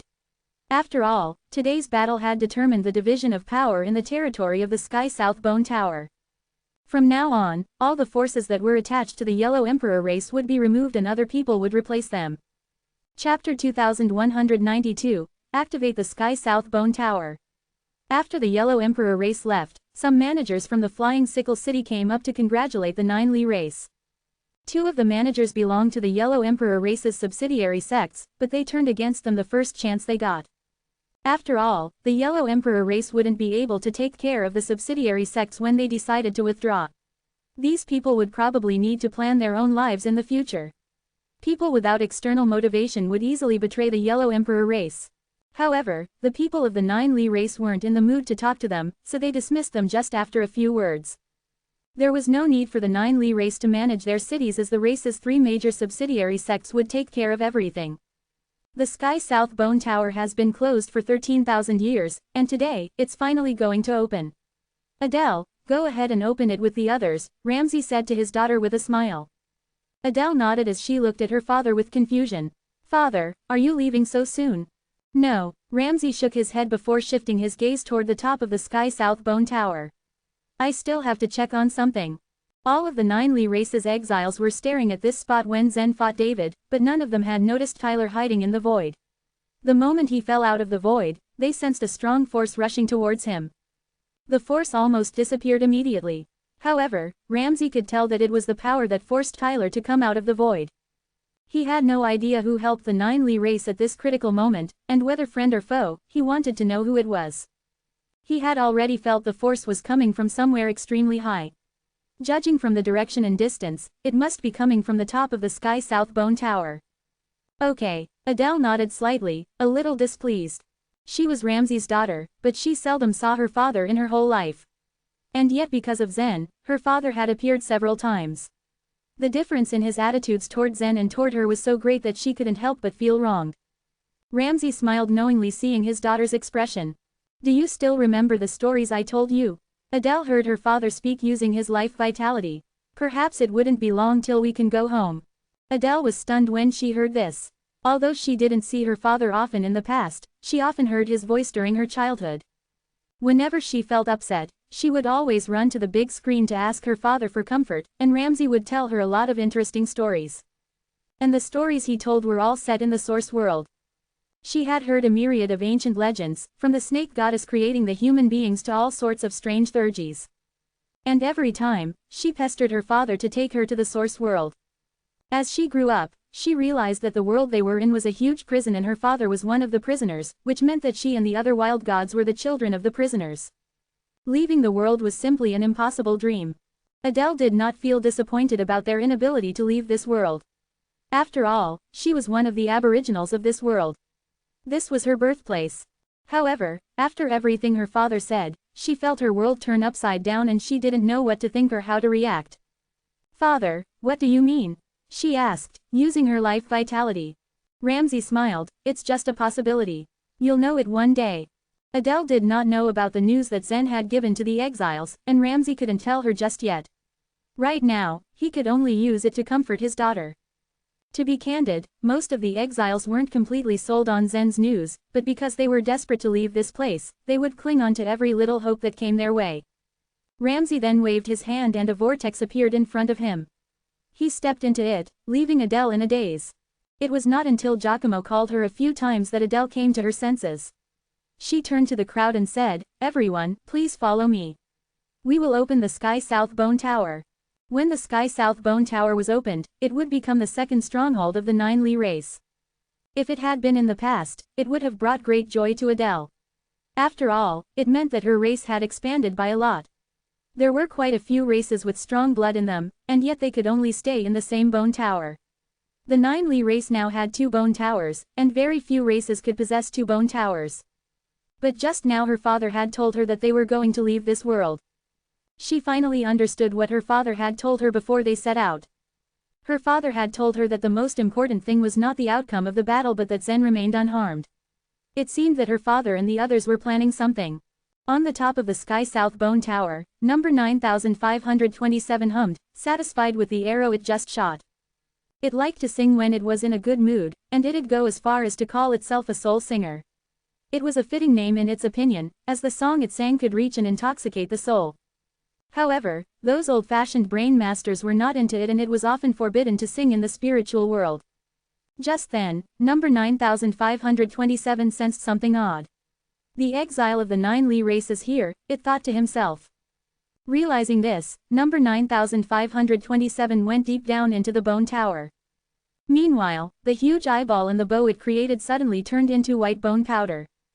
The powder did not dissipate with the wind, but was quickly sucked into the bone tower. It didn't want to waste the Chaos Ancient God's bone powder. After number 9527 disappeared, Ramsey stepped out of the vortex at the top of the Sky South Bone Tower. He wandered for a while before he released his spiritual sense, willing it to spread throughout the tower. Here, in a flash, he appeared at the other side of the Sky South Bone Tower. With his keen mind, he could feel the aftereffect of the remnant soul. However, as he looked at the bone tower, he couldn't help but feel that something was off. The fluctuation of the soul seemed to penetrate the inside of the bone tower. Since he had lived in another bone tower for many years, he knew very well that the bones of the Chaos Ancient God were abnormally strong. No living being possessed the strength to break through them and sneak into them. Sure enough, the Chaos Ancient God is staring at Zen. Ramsey muttered, his brows furrowed together. The Chaos Ancient God had infused his own blood into Zen's body when the latter was undergoing the body tribulations, which had almost killed Zen. This time, the Chaos Ancient God personally forced Tyler out of the void. Ramsey didn't know why a creature at such a level would target Zen. After all, for countless years, the Chaos Ancient God hadn't made any movement, and it was because of him that the group of exiles were alive in this world. From the looks of it, the Chaos Ancient God didn't hold any ill will towards Zen. This was good news. With a sigh of relief, Ramsey stepped into the vortex once again. Chapter 2193, A Visit to Snake Goddess Race. 13,000 years ago, a ferocious battle between the Nine Li race and Yellow Emperor race took place. As a result of that debacle, the Sky South Bone Tower was shut down. The two great races came to an agreement. Since the Sky South Bone Tower had been closed, they started to develop the immemorial wilderness right underneath it. However, the tower was finally in the hands of the Nine Li race. The members of the race failed to hide their excitement, especially Giacomo and Eric. The honor of helping the Nine Li race possess another bone tower was comparable to that of the emperors of the mortals expanding territories. Adele, however, seemed a little caught up in her own thoughts as she allowed her beautiful orbs to constantly glance at Zen. The changes his arrival could cause the Nine Li race were unknown to her, but she was certain that her father's words had something to do with Zen. Could he really lead the Nine Li race to leave this world? Not long after, the bone boat slowly approached the center of the Sky South Bone Tower. There was a crack of 1,000 feet long in the middle which served as an entrance for the boat. The races were always competing for those cracks. Through them, an entire race could hide and avoid the light of adjudication every 1,000 years. A huge red seal which was also hundreds of thousands of feet wide swirled around the crack. The scarlet aura circled the seal, which meant that there was possible trouble to come for anyone who came near. That seal was created by the exiles of both the Nine Li race and Yellow Emperor race. Once it was removed, the two races would be alerted. Grand Elder, it's time to remove the seal. Giacomo, who was standing next to the absent-minded Adele, felt her vibe and quietly nudged her. That gesture snapped her back to reality. Embarrassed that he noticed, she could only smile at Giacomo while nodding her head softly. Naturally, she was the one who could remove the seal of the Sky South Bone Tower. After all, she was the Grand Elder of the race. In the presence of everyone, Adele began to grow and her body started to swell up. Whoosh, whoosh, whoosh, 10,000 feet, 100,000 feet, 1,000,000 feet, and 4,000,000 feet. The huge body she now possessed was a brutal view for Zen. If one who had cultivated the wild god system reached that kind of level, they became much powerful than a holy being in terms of pure strength. When he had first come to this world, Zen had seen a giant who was hundreds of miles tall fighting in the immemorial wilderness. However, he surmised that Adele was even taller than that one. Just how many wild bones would it take for me to reach this level? Zen thought. The competition between the two races ended, and the next thing they were going to do was find a way out of this world. Zen didn't know what the old man would do, but he planned on absorbing as many wild bones as he could no matter what. Everyone on the bone ship looked up at Adele. She was violently slapping the seal. Boom! There was a sudden explosion, which caused the entire area to shake. At the same time, the massive seal began to roll upwards. Adele's wide palm was continuously slapping the seal as it kept on moving. When the entire seal was curled to a certain extent, it began to break into pieces. It quickly dissipated and flew with the wind like dust. Adele then deactivated her wild god power and returned to her normal size. Slowly, she walked back to the boat. They proceeded to check inside the Sky South Bone Tower while the others stood guard. They had planned to transfer several major sects attached to their race into the tower after occupying it. With such space, they could hold more warriors from the wilderness. Together with Adele, Zen went back to the Sky Spirit Bone Tower. They only had 2 years left before the coming of the Light of Adjudication. Even if Zelda and Luther were already in a safe state, they still had a lot of things to do in those 2 years. After all, a mere 9 Li race might not be able to protect the siblings. If they couldn't enter a bone tower, they could be purified and turned into ashes along with everything after the Light of Adjudication. Even someone like Zen wouldn't stand a chance against that kind of phenomenon. In the Sky Spirit Bone Tower, Zen also made sure to spend all of his time absorbing the wild god power in the wild bones. There certainly was a huge quantity of wild bones stored in the 9 Li race. Baldwin, who was in charge of the distribution of wild bones, was in awe when he saw how Zen absorbed them. However, Baldwin didn't dare say anything. He had heard a lot of rumors about his fight against the Yellow Emperor race, and he sure didn't want to get himself involved in conflicts. It was believed that the reason why the 9 Li race won the Sky South Bone Tower was because of Zen. The contribution Elsa and Romeo had done was nothing compared to Zen's. Even Doran, who had once fought Zen for the use of the Cave of Wildness, was now convinced of his power. 6 days later, the old man approached Zen ever so quietly. He looked at the strong wild god power in Zen's body and said calmly, "If things go on like this, it won't be long before you can break through and become a top-rank wild god." Zen opened his eyes and smiled, "I'm just afraid that time is not enough. Cultivating the wild god system is a shortcut, and time is not that big of a problem," the old man replied. Zen only nodded in response. The old man was right. Absorbing the wild god power from the wild bones was indeed a shortcut. It was undeniably faster than cultivating the Grand World cultivation method. "There is one thing I don't understand, however," Zen said. "Please, go ahead," the old man coaxed him. "When I faced David, I noticed that he activated the power of his bloodline. It seemed that the Theurgy contained in the blood power of the Yellow Emperor race was very powerful.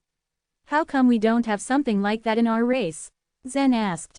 If the 9 Li race's 3 heads and 6 arms equated to the Yellow Emperor race's golden light shield, then the Theurgy that David used was something he possessed after his blood power had reached a certain level. That black light also posed a great threat to Zen. The purity of Zen's bloodline was definitely not lesser than that of David's.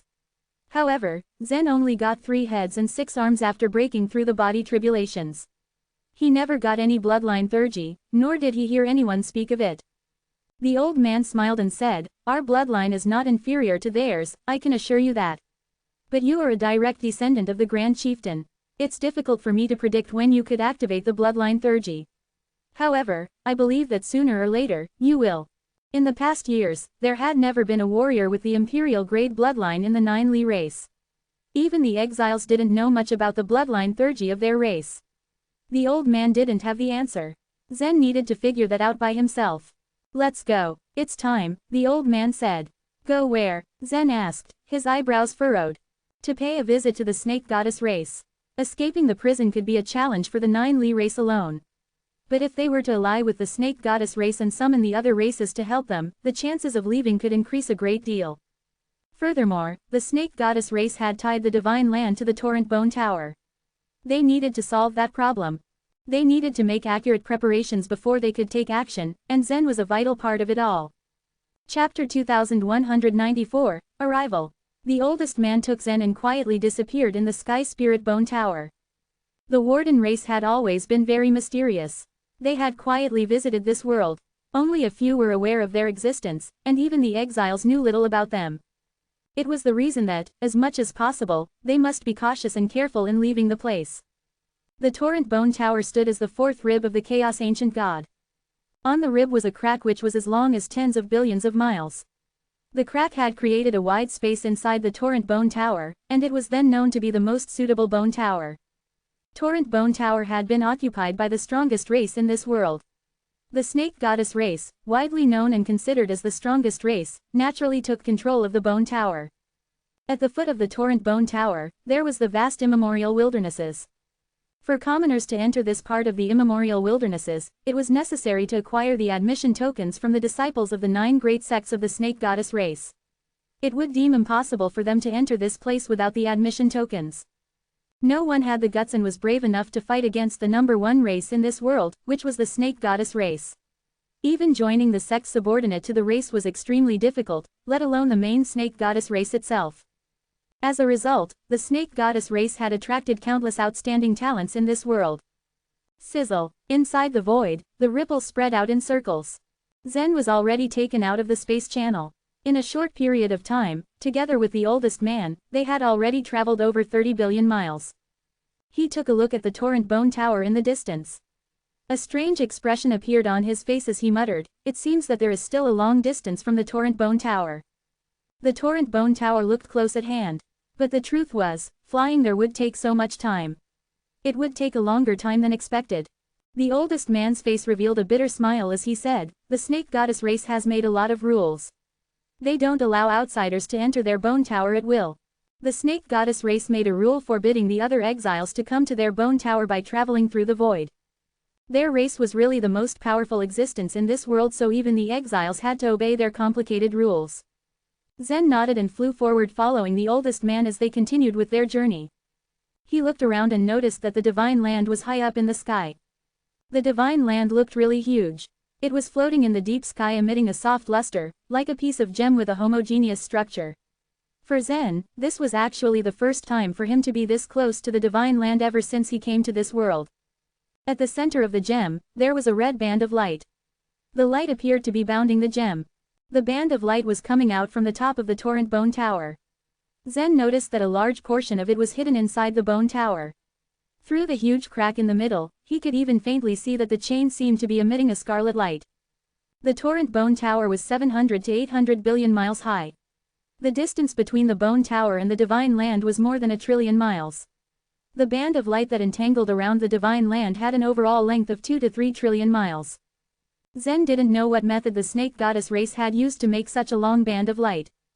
As he was caught on his own thought, a row of white dots suddenly appeared in front of him. A group of wild gods in white armor flew over. It was not until those wild gods came in front of him that he noticed that their armor was made of bones. This world was so desolate that some necessities could only be made and crafted from inexhaustible bones. "Stop!" The leader of the group of wild gods shouted at the oldest man and Zen, waving the bone spear in his hand. His tone had been very stern. He scrutinized the oldest man and eyed him up and down, and his expression had afterwards immediately turned solemn. The powerhouses like the oldest man gave people an insurmountable sense of vicissitudes just by standing there silently. This kind of feeling was from his cultivation level, and even the blind knew that he was extraordinary. The wild god spoke with great respect. "This city is under the rule of the snake goddess race. May I ask your purpose in coming? I can deliver the message on behalf of you." When the old man heard this, he only smiled faintly. "Don't bother, or I will have to wait until very long. I can do it myself." The process of delivering a message would surely take some time. Any message or information needed to be passed through levels. The wild gods could only deliver the message to the nearest city, and then the city would inform the sect. The message would then be finally passed by the sect to the snake goddess race. The oldest man placed his hands behind his back, and stared at the torrent bone tower. His lips moved a little. The wild gods didn't know who the oldest man was looking for. They stayed there and didn't dare to leave. Not long after, a rainbow-like light spiraled and slowly appeared before him. In the circular rainbow, a figure emerged.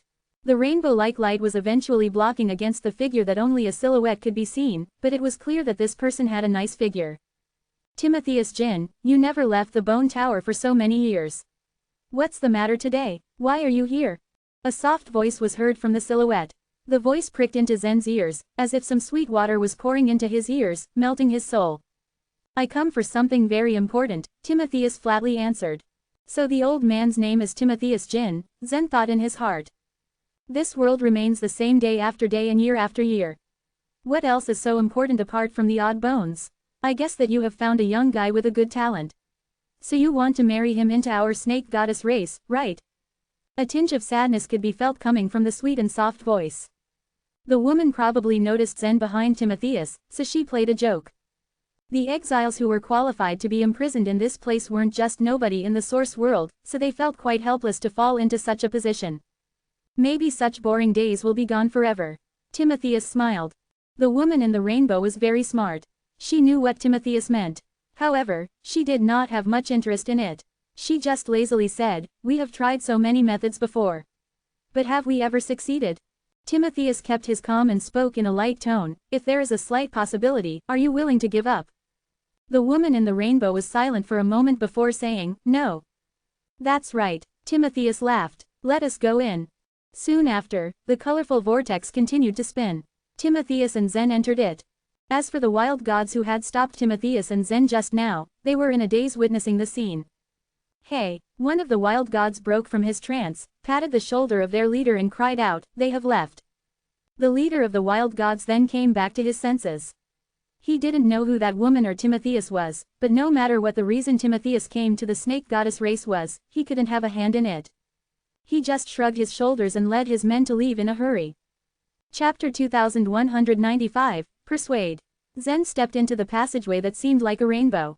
A gentle fragrance went up his nose. As far as he could see, a colorful world was right in front of him. Is this the inside of the bone tower? He was stunned by what he saw. When Zen saw the interior of the Nine Li race's bone tower, he thought the place was simple and crude. The Nine Li race had halls and houses within the caves that formed naturally inside the bone tower, and the materials that they used were very simple. But in the vast cave of the torrent bone tower were some emerald green plants. They were lined up in an orderly fashion and had light yellow flowers scattered around them. In the distance were mountains and waterfalls. Every structure inside seemed beautiful, as if the place was from a fairy tale. Hee, of course it is. A soft chuckle rang through his ears. Not far from Zen was a tall woman who wore a long white dress and sat on a broad chair. She had a pretty face and clear eyes that glistened with crystal lights. Both her strength and reputation had exceeded those of the other exiles by a mile. Even Timotheus, who was known to be a 5-star 9 Li guard, wouldn't stand a chance against this woman. It was because of her that the snake goddess race was able to secure the title of being the most powerful race in this world. But the woman had also hidden her aura. At a glance, one would think that she was an ordinary woman who had no experience in any cultivation of marital arts. As Zen observed the woman closely, the woman also looked at him. For so many years, the 9 Li race has not developed anything at all. Except for a few old freaks, the people of the younger generation are all disappointing. But this time around, you seem to have gotten your hands on a good disciple. The woman had sharp eyes, and she immediately saw through Zen's cultivation with a quick glance. She was well aware of how difficult it was to train a powerful top-rank true god in their world. The most vital thing was that Zen seemed to have been able to comprehend 2 types of truths of godly ways. Timotheus smiled out of embarrassment. The development of the 9 Li race in their world was indeed not as good as that of the Yellow Emperor race and the Snake Goddess race. They used to completely rely on their group of exiles to become what they were. Well, if you are really interested in making alliances through marriage, we have a lot of good girls in our race that you might want to meet. I can arrange some meetings for the kids.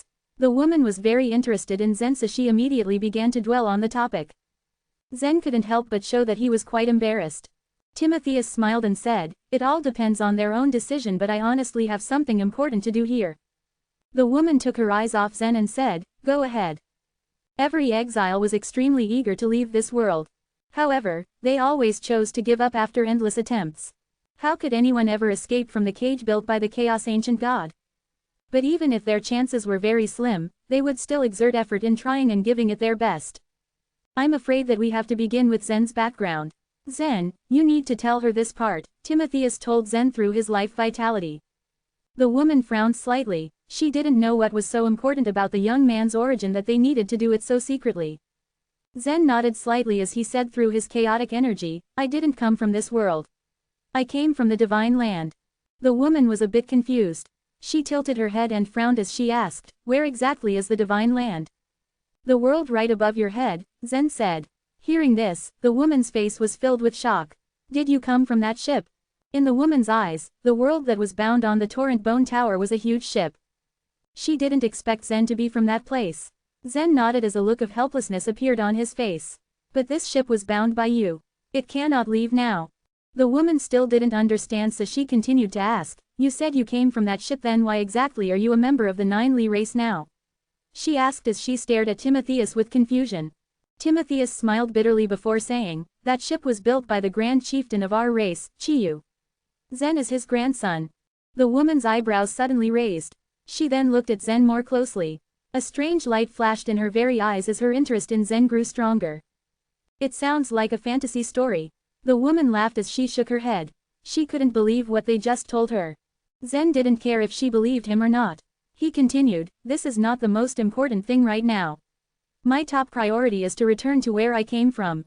So, the snake goddess race needs to release the ship." No one ever dared to speak to her with that tone.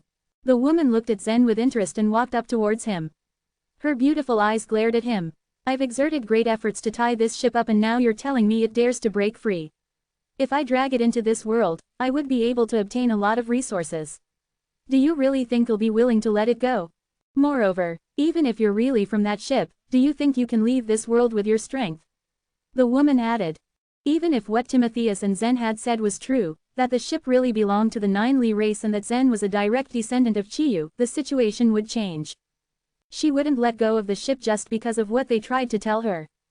Zen stared at the woman with a calm face and said, "That's why our 9 Li race is inviting you to leave this world with us.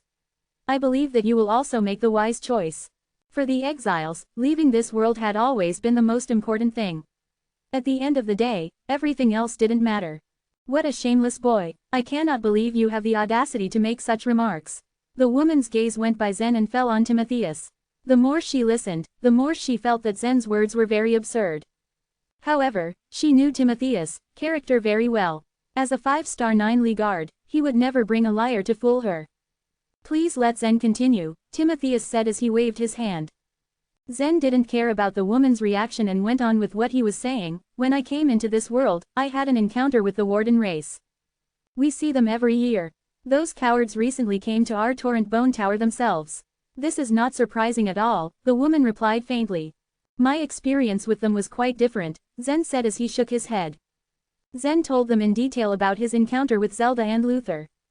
As Zen spoke, the woman's face gradually revealed a look of doubt. Once Zen was done speaking, the woman stared at Timotheus and said in a doubtful tone, Timotheus, is this the opportunity you have mentioned before?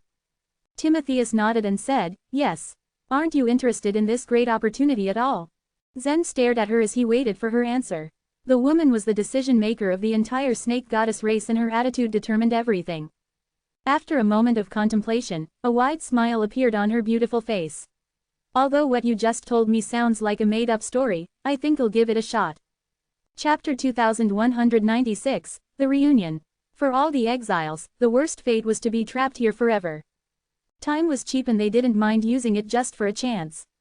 Even if it was just a made-up story, they would still try to verify it because that was much better than doing nothing in the bone tower. Moreover, it was impossible that Timotheus especially brought Zen to deceive her.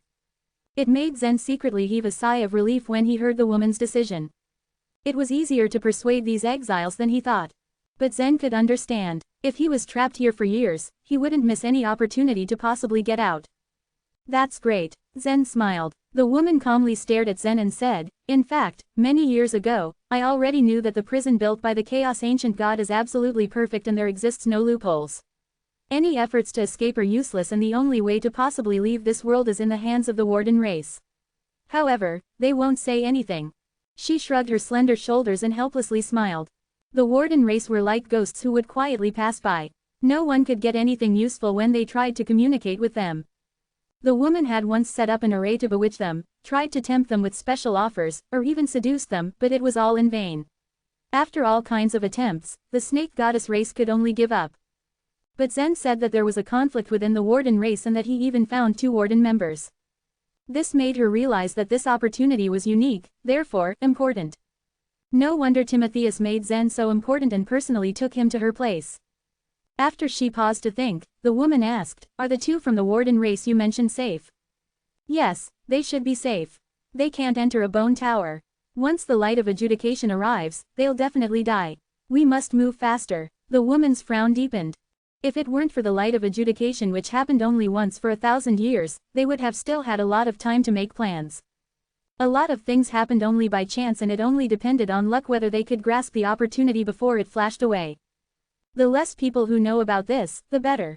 I hope that top races like the snake goddess race, the mysterious Oni race, the star deer race could join, but not the yellow emperor race. Timotheus suddenly spoke up, his voice grave. The yellow emperor race and the 9-Li race had always been at odds with each other.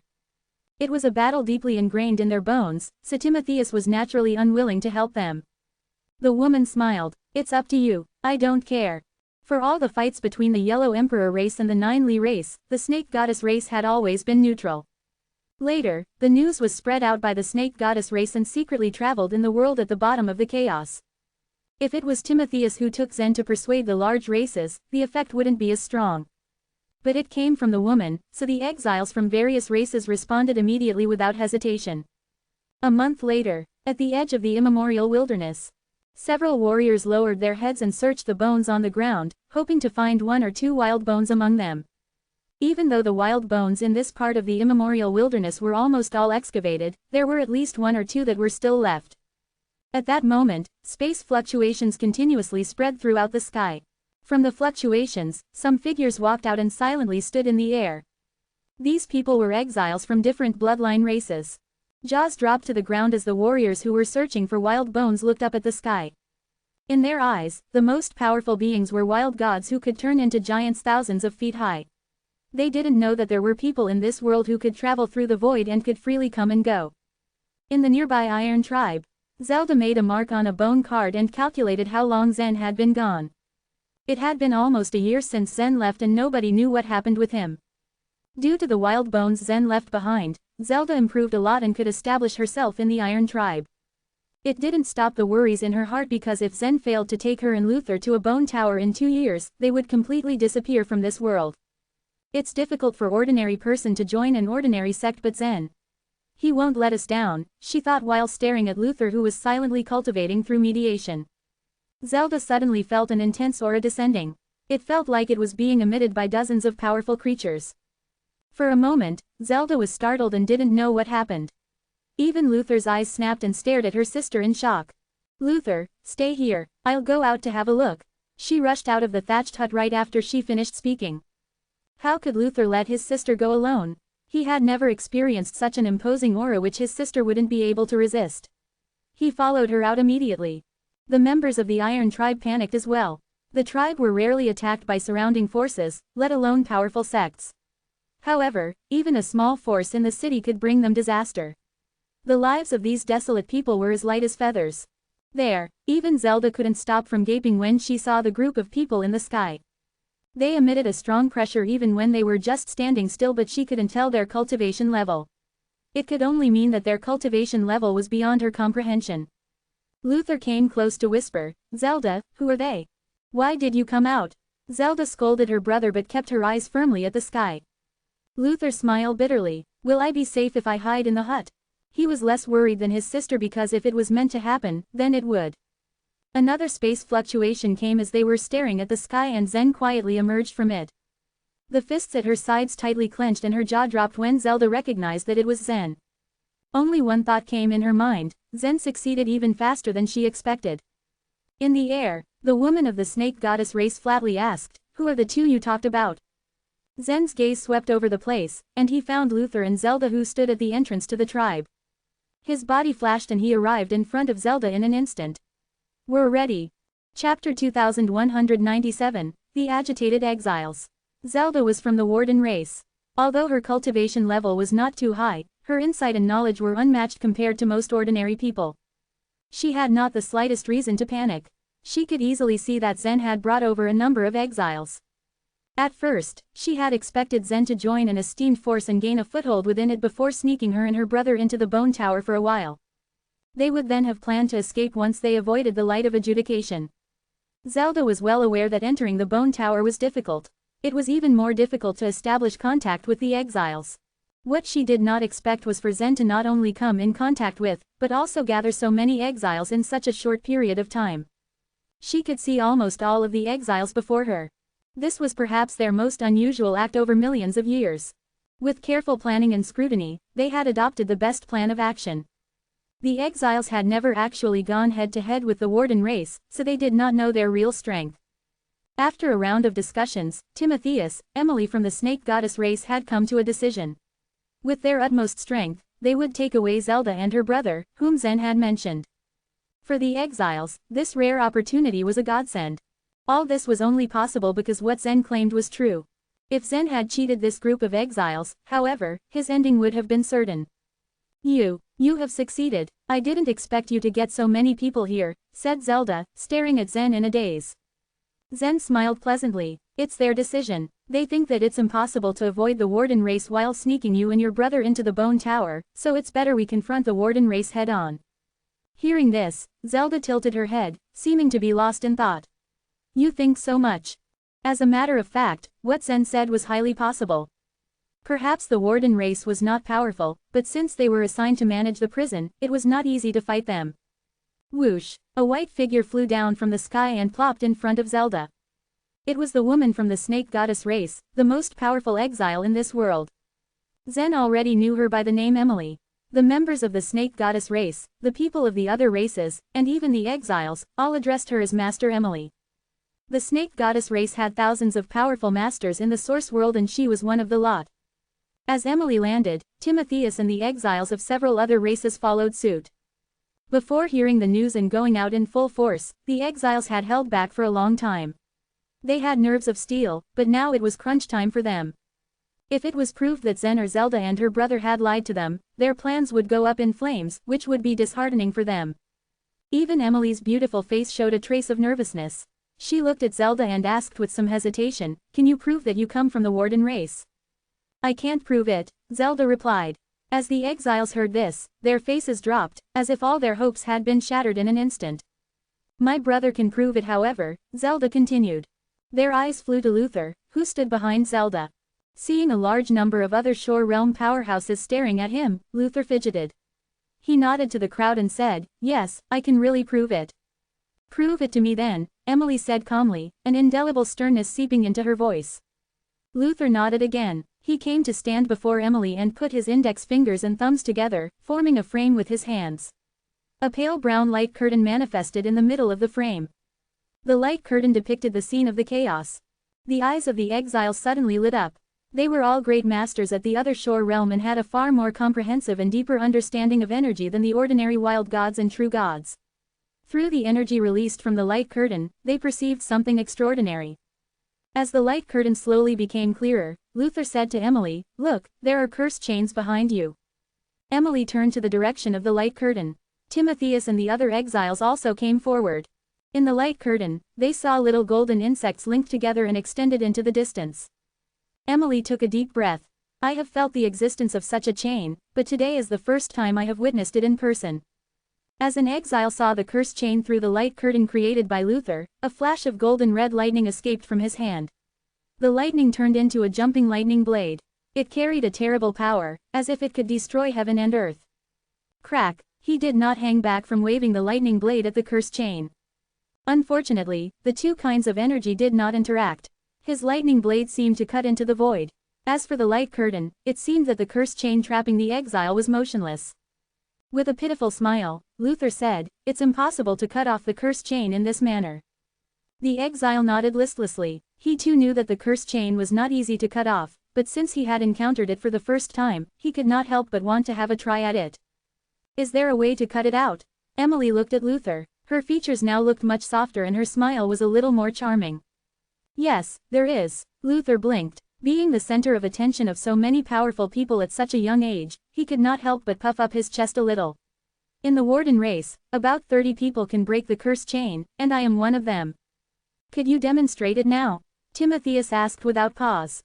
Shrugging in an exaggerated manner, Luther replied, "To break the cursed chain, one needs to reach a special place, and my cultivation isn't high enough right now." "Cultivation? You are cultivating the true God system." Emily frowned. She did not sense the wild god power from Luther's body. At the same time, she felt that Luther was trying to condense the life vitality. If he cultivated the wild god system, it would become very simple. The wild bones, even the blood wild bones, were not worth much to the exiles, but it was a special feat to train a true god. "Yes," Luther nodded, "but my progress has been slow." After fleeing from the Warden race, Zelda and Luther had wandered from one place to another, enduring many hardships. Luther simply did not get many opportunities to cultivate. After they had settled down in the Iron Tribe, however, Zen taught him a method to cultivate life vitality. But it was not suitable for him to cultivate life vitality in this world. Although he had a great talent for the martial arts, it was still a long way to go before he became a proving godly warrior, given his current cultivation base. Timotheus and the other exiles turned to face Emily. Emily pursed her lips, the soft light illuminating her face. "Although I have never accepted any disciple before, I'll do my level best to help Luther." "That's very good. I'm afraid that no one here is more suitable for the task than you, Master Emily." "After all, the grand world cultivation method came from your race," Timotheus said with approval. Chapter 2198. The Black Shadows on the High Platform. The warriors with a wild body could not reach other shore realm. The creatures in the source world had been depressed for a long time, as this meant that they had no way of reaching higher levels. But at some point in that era, the snake goddess appeared. She then comprehended the grand world cultivation method. With the help of the chaotic energy, she created her inner world and gave birth to countless creatures in her inner world. She had thus created a big world and condensed a godly tile. With this method, she actually managed to reach the other shore realm without relying on the wild body, which made the entire source world surprised and overjoyed. Since then, it was as if the people of the source world had discovered a new continent. They continued to explore the grand world cultivation method, contributing their own insights on the method and develop it. Because the snake goddess had created an inner world and the numerous people inhabiting it, the legend that she was the one who created humans passed down from generation to generation. Thus, the snake goddess was both the creator and the greatest master of the grand world cultivation method. If Luther wanted to increase the level of his cultivation quickly, Emily would be the most suitable person to guide him. A delighted smile appeared on Luther's face after he had heard Emily's words. Zelda and Luther had been carrying hatred in their hearts for many years now. Their entire family, including their parents and their closest relatives, were all slaughtered by the conservatives of the Warden race. They had fled all the way to this desolate place and hid here. The sorrow in their hearts was indescribable. Now Luther felt like he would finally get a chance for revenge.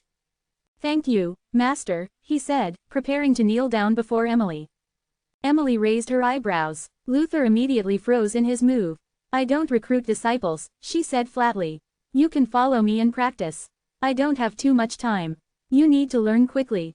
In the eyes of the exiles, Luther had become their hope to leave this world. No matter what Luther needed, they would give him at any cost. But since he hoped to improve his cultivation, he had to rely on himself. There was little the others could do to help him. "I see," Luther said, eager to please Emily. She was his last chance. "Don't be too hopeful," said Emily with the same flat tone. "If you can't meet my requirements, I will use a secret technique to forcefully raise your cultivation. But the price is not small. It may cost you your life. Know that." A bitter smile formed on Luther's face as she said this. These exiles were not to be messed with. They had nothing left to lose and would do anything to leave the world. However, since Zelda and Luther had chosen this path themselves, they were already mentally prepared. They wouldn't hesitate to do anything, even if it meant tickling a sleeping dragon. "I will bring Zelda and Luther to the Torrent Bone Tower," Emily said to the other exiles. "Everyone knows how important this opportunity is to us. Please be on the alert. If something strange happens, please report to me immediately." After that, Emily tapped her toes lightly on the ground. Circles of ripples, like rainbows, spread out, wrapping themselves around Luther and Zelda. Zelda also knew that she had no other choice. She waved her hand and said goodbye to Zen. Before Zen could react, the three of them disappeared into thin air. The other exiles also left, using their own methods to travel through the void. The people of the Iron Tribe remained, standing there with glazed eyes. An invisible curse chain bound every one of the exiles by their backs. Each curse chain extended all the way to the end of this world. As they passed through the bone towers and the vast plains of the immemorial wilderness, they finally gathered in an area so impenetrably dark. If Luther used his special ability to see through the solid blackness, he would have seen tens of millions of curse chains gathered together, as if there was a monster with infinite tentacles hidden in the darkness. Having passed through the inky darkness, the curse chains were firmly affixed to a number of high platforms. Occasionally, a new curse chain appeared on a high platform. Every time a new life was born in the wasteland, a new chain would appear to connect itself with the new creature. On one of the rusty high platforms stood two figures in flowing black robes. The black robes were long, completely covering the bodies of the two unknown men. Their faces, too, were hidden by black hoods. Any exile who saw them would immediately recognize them. They were Warden members. Throughout the years, the Warden race had traveled widely among the bone towers, and they always appeared as cloaked, mysterious figures. When others looked upon them, they saw only shadows. The exiles could see their real forms, but they were powerless to do anything to them. "What a bold move. This group of exiles is getting more and more rambunctious," said one of the cloaked figures in a hoarse, low voice. His face remained concealed, but a single strand of bright purple hair peeked out from under the hood. "They are lucky enough to have found the two traitors. But why do they all have to come out?" Another one of them replied. "This must have been Emily's idea. She's very smart," the purple-haired person said matter-of-factly. "She probably predicted that she wouldn't be able to hide the two traitors much longer, so she gathered all the exiles to force us to act. Do these prisoners really think they have great abilities? We can clean up this world if they take this too far. Raise it to the ground and none of them will survive." The other man sneered. "It's not the time yet," said the purple-haired person sternly.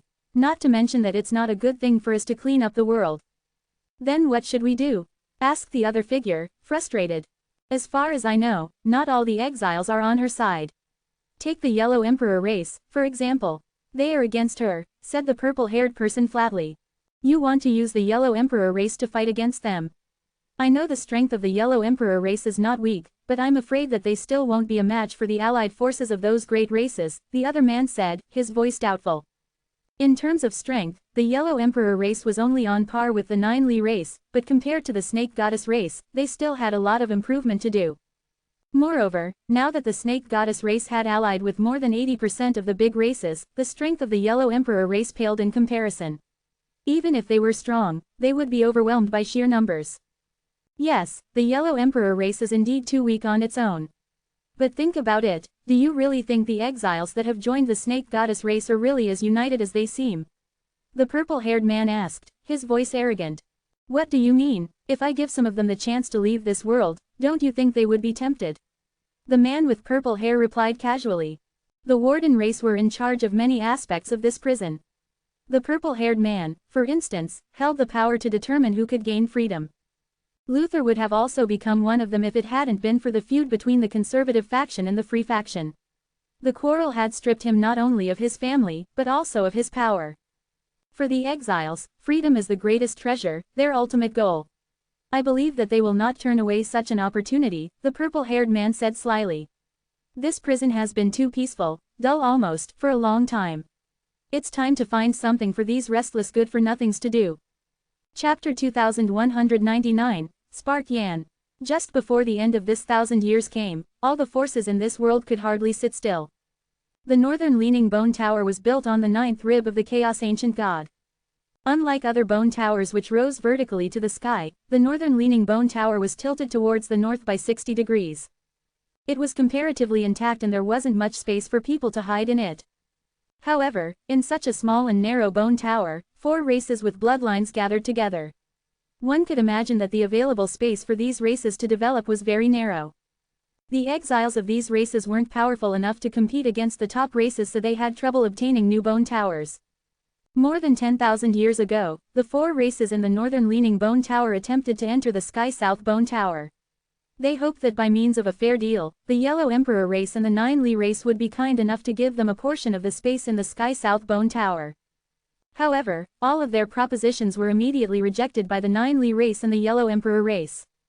As the number of disciples they had in their races increased, the interior of the northern leaning bone tower became more and more crowded. Most of the time, the disciples from the 4 races had to live outside the bone tower. Only when the light of adjudication arrived would they enter the bone tower to hide temporarily. This only occurred once every 1,000 years. In the past few years, the disciples of the 4 races always returned one after the other, and it made the northern leaning bone tower even more crowded. In the depths of the northern leaning bone tower, on a scarlet golden pillar, the patterns of a wolf, a lion, a crane, and an ape were carved. They were sigils of the 4 great races, namely the spirit wolf god race, the heavenly lion race, the hiding crane race, and the silent ape race. Beneath the golden pillar was an exile dressed in gray that walked around the area. He asked in a very flat tone, "Everyone, do you know what happened in the past days?" Beside him stood 8 exiles who were the mainstay of the 4 races. They were being left behind in terms of strength among the exiles and could not compete against the exiles from the top races, but they were much stronger than the top wild gods. Word has reached me that the Snake Goddess race is doing something unusual.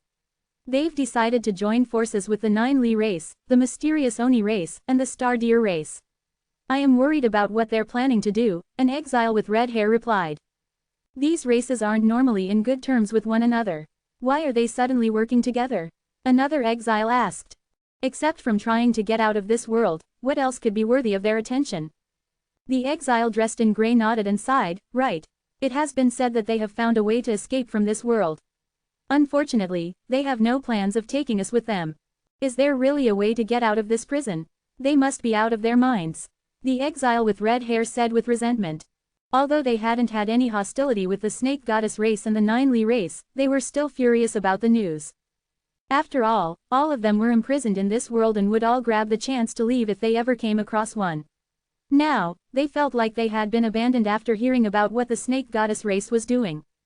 Yes, they are being too naive. We have tried and tried again, but we failed every single time.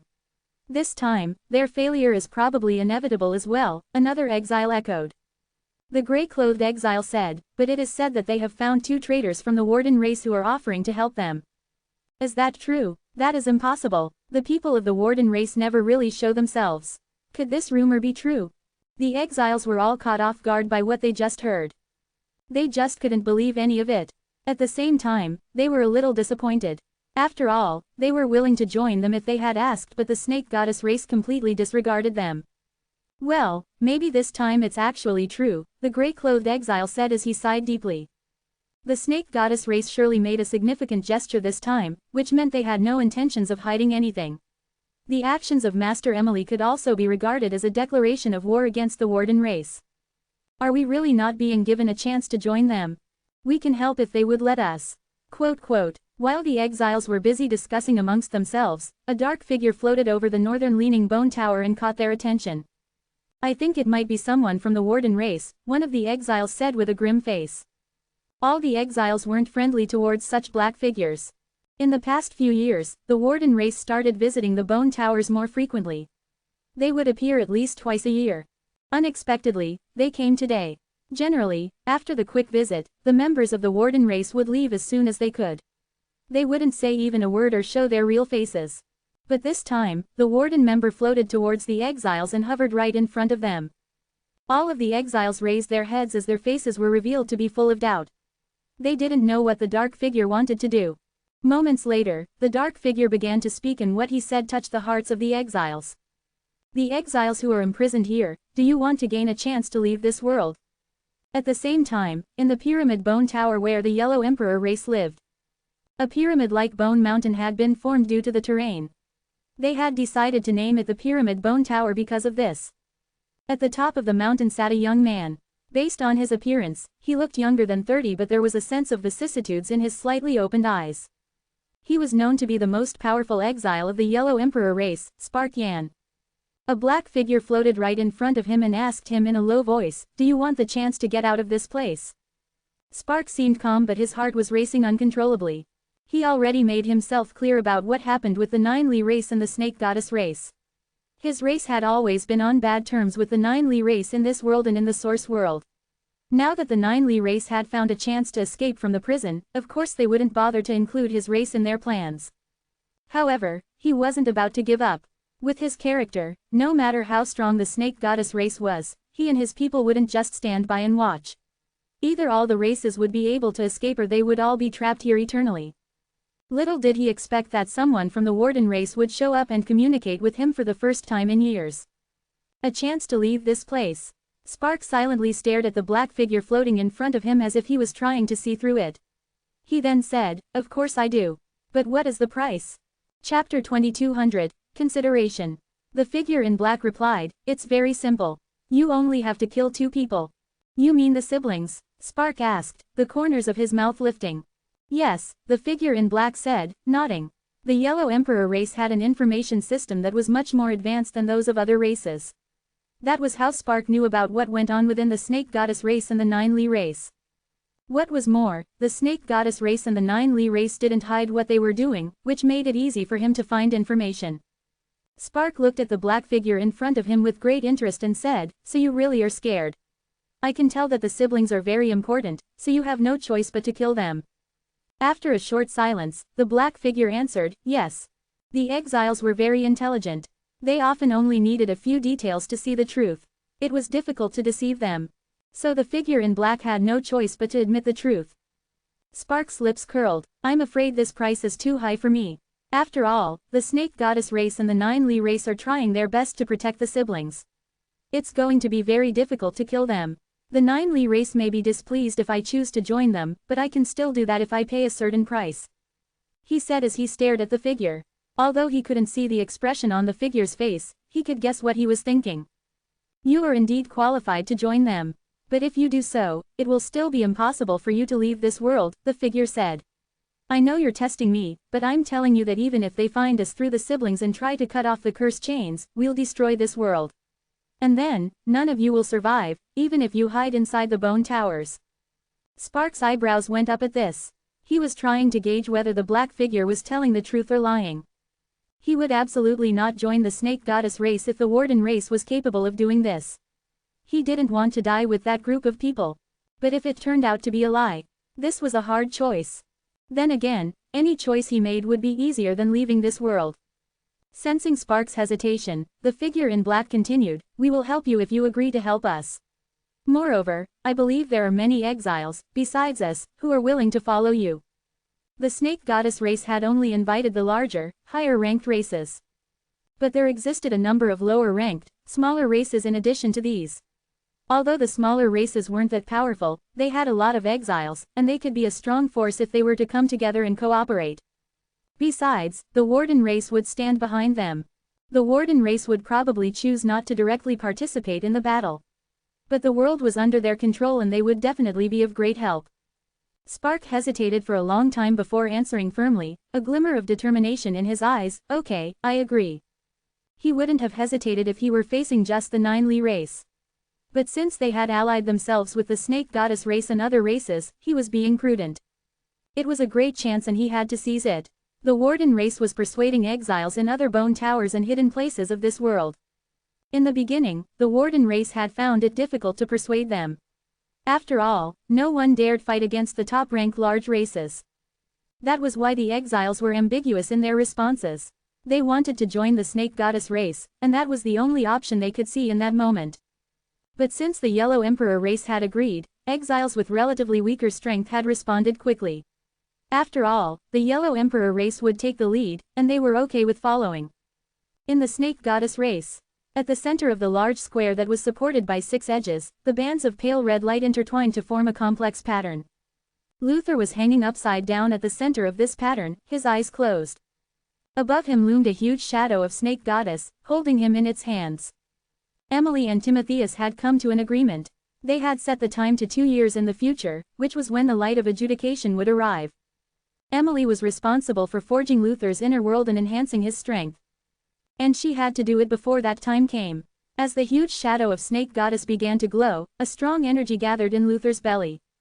The energy was so violent that if a fragile belly were to remain under its impact, it would, sooner or later, be torn to pieces. Luther was calm, his eyes closed. But as the energy was throbbing through him, his eyes flew open and his handsome face contorted with pain.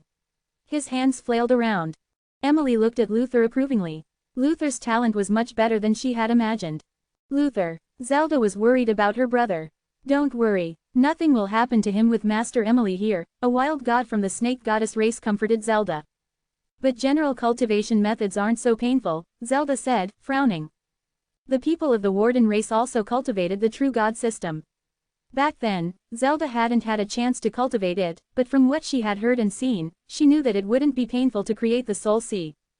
"Because there is not enough time," the wild god said, eyes flickering. She stared admiringly at Luther. "Master Emily directly helps Luther establish a world, so he will naturally feel a lot of pain. It's a welcome opportunity for many core disciples in our race." The wild gods of the snake goddess race rarely received such treatment. Many of them were now looking at Luther with blatant envy. Zelda was relieved at the wild god's words. The wild god continued, "Master Emily has told me that I can transplant the blood of our race into you if you want. I can also give you wild bones and blood wild bones, so you can cultivate well during this time." "Transplant the blood of your race into me?" Zelda was surprised. She had lived in the immemorial wilderness, so she knew how precious the blood was. One blood wild bone alone could be used in exchange for numerous resources, many of which were unimaginable. But one must have the corresponding blood to devour the blood wild bones. Blood was naturally rarer than blood wild bones. What was more, she could now get the blood of the snake goddess race, the most powerful blood in this world. Despite this, she still refused after careful consideration. She wanted to become stronger, and although her free faction had betrayed the warden race, she still needed to preserve her own blood. But since the snake goddess race was offering her a massive amount of wild bones, she wouldn't refuse the offer.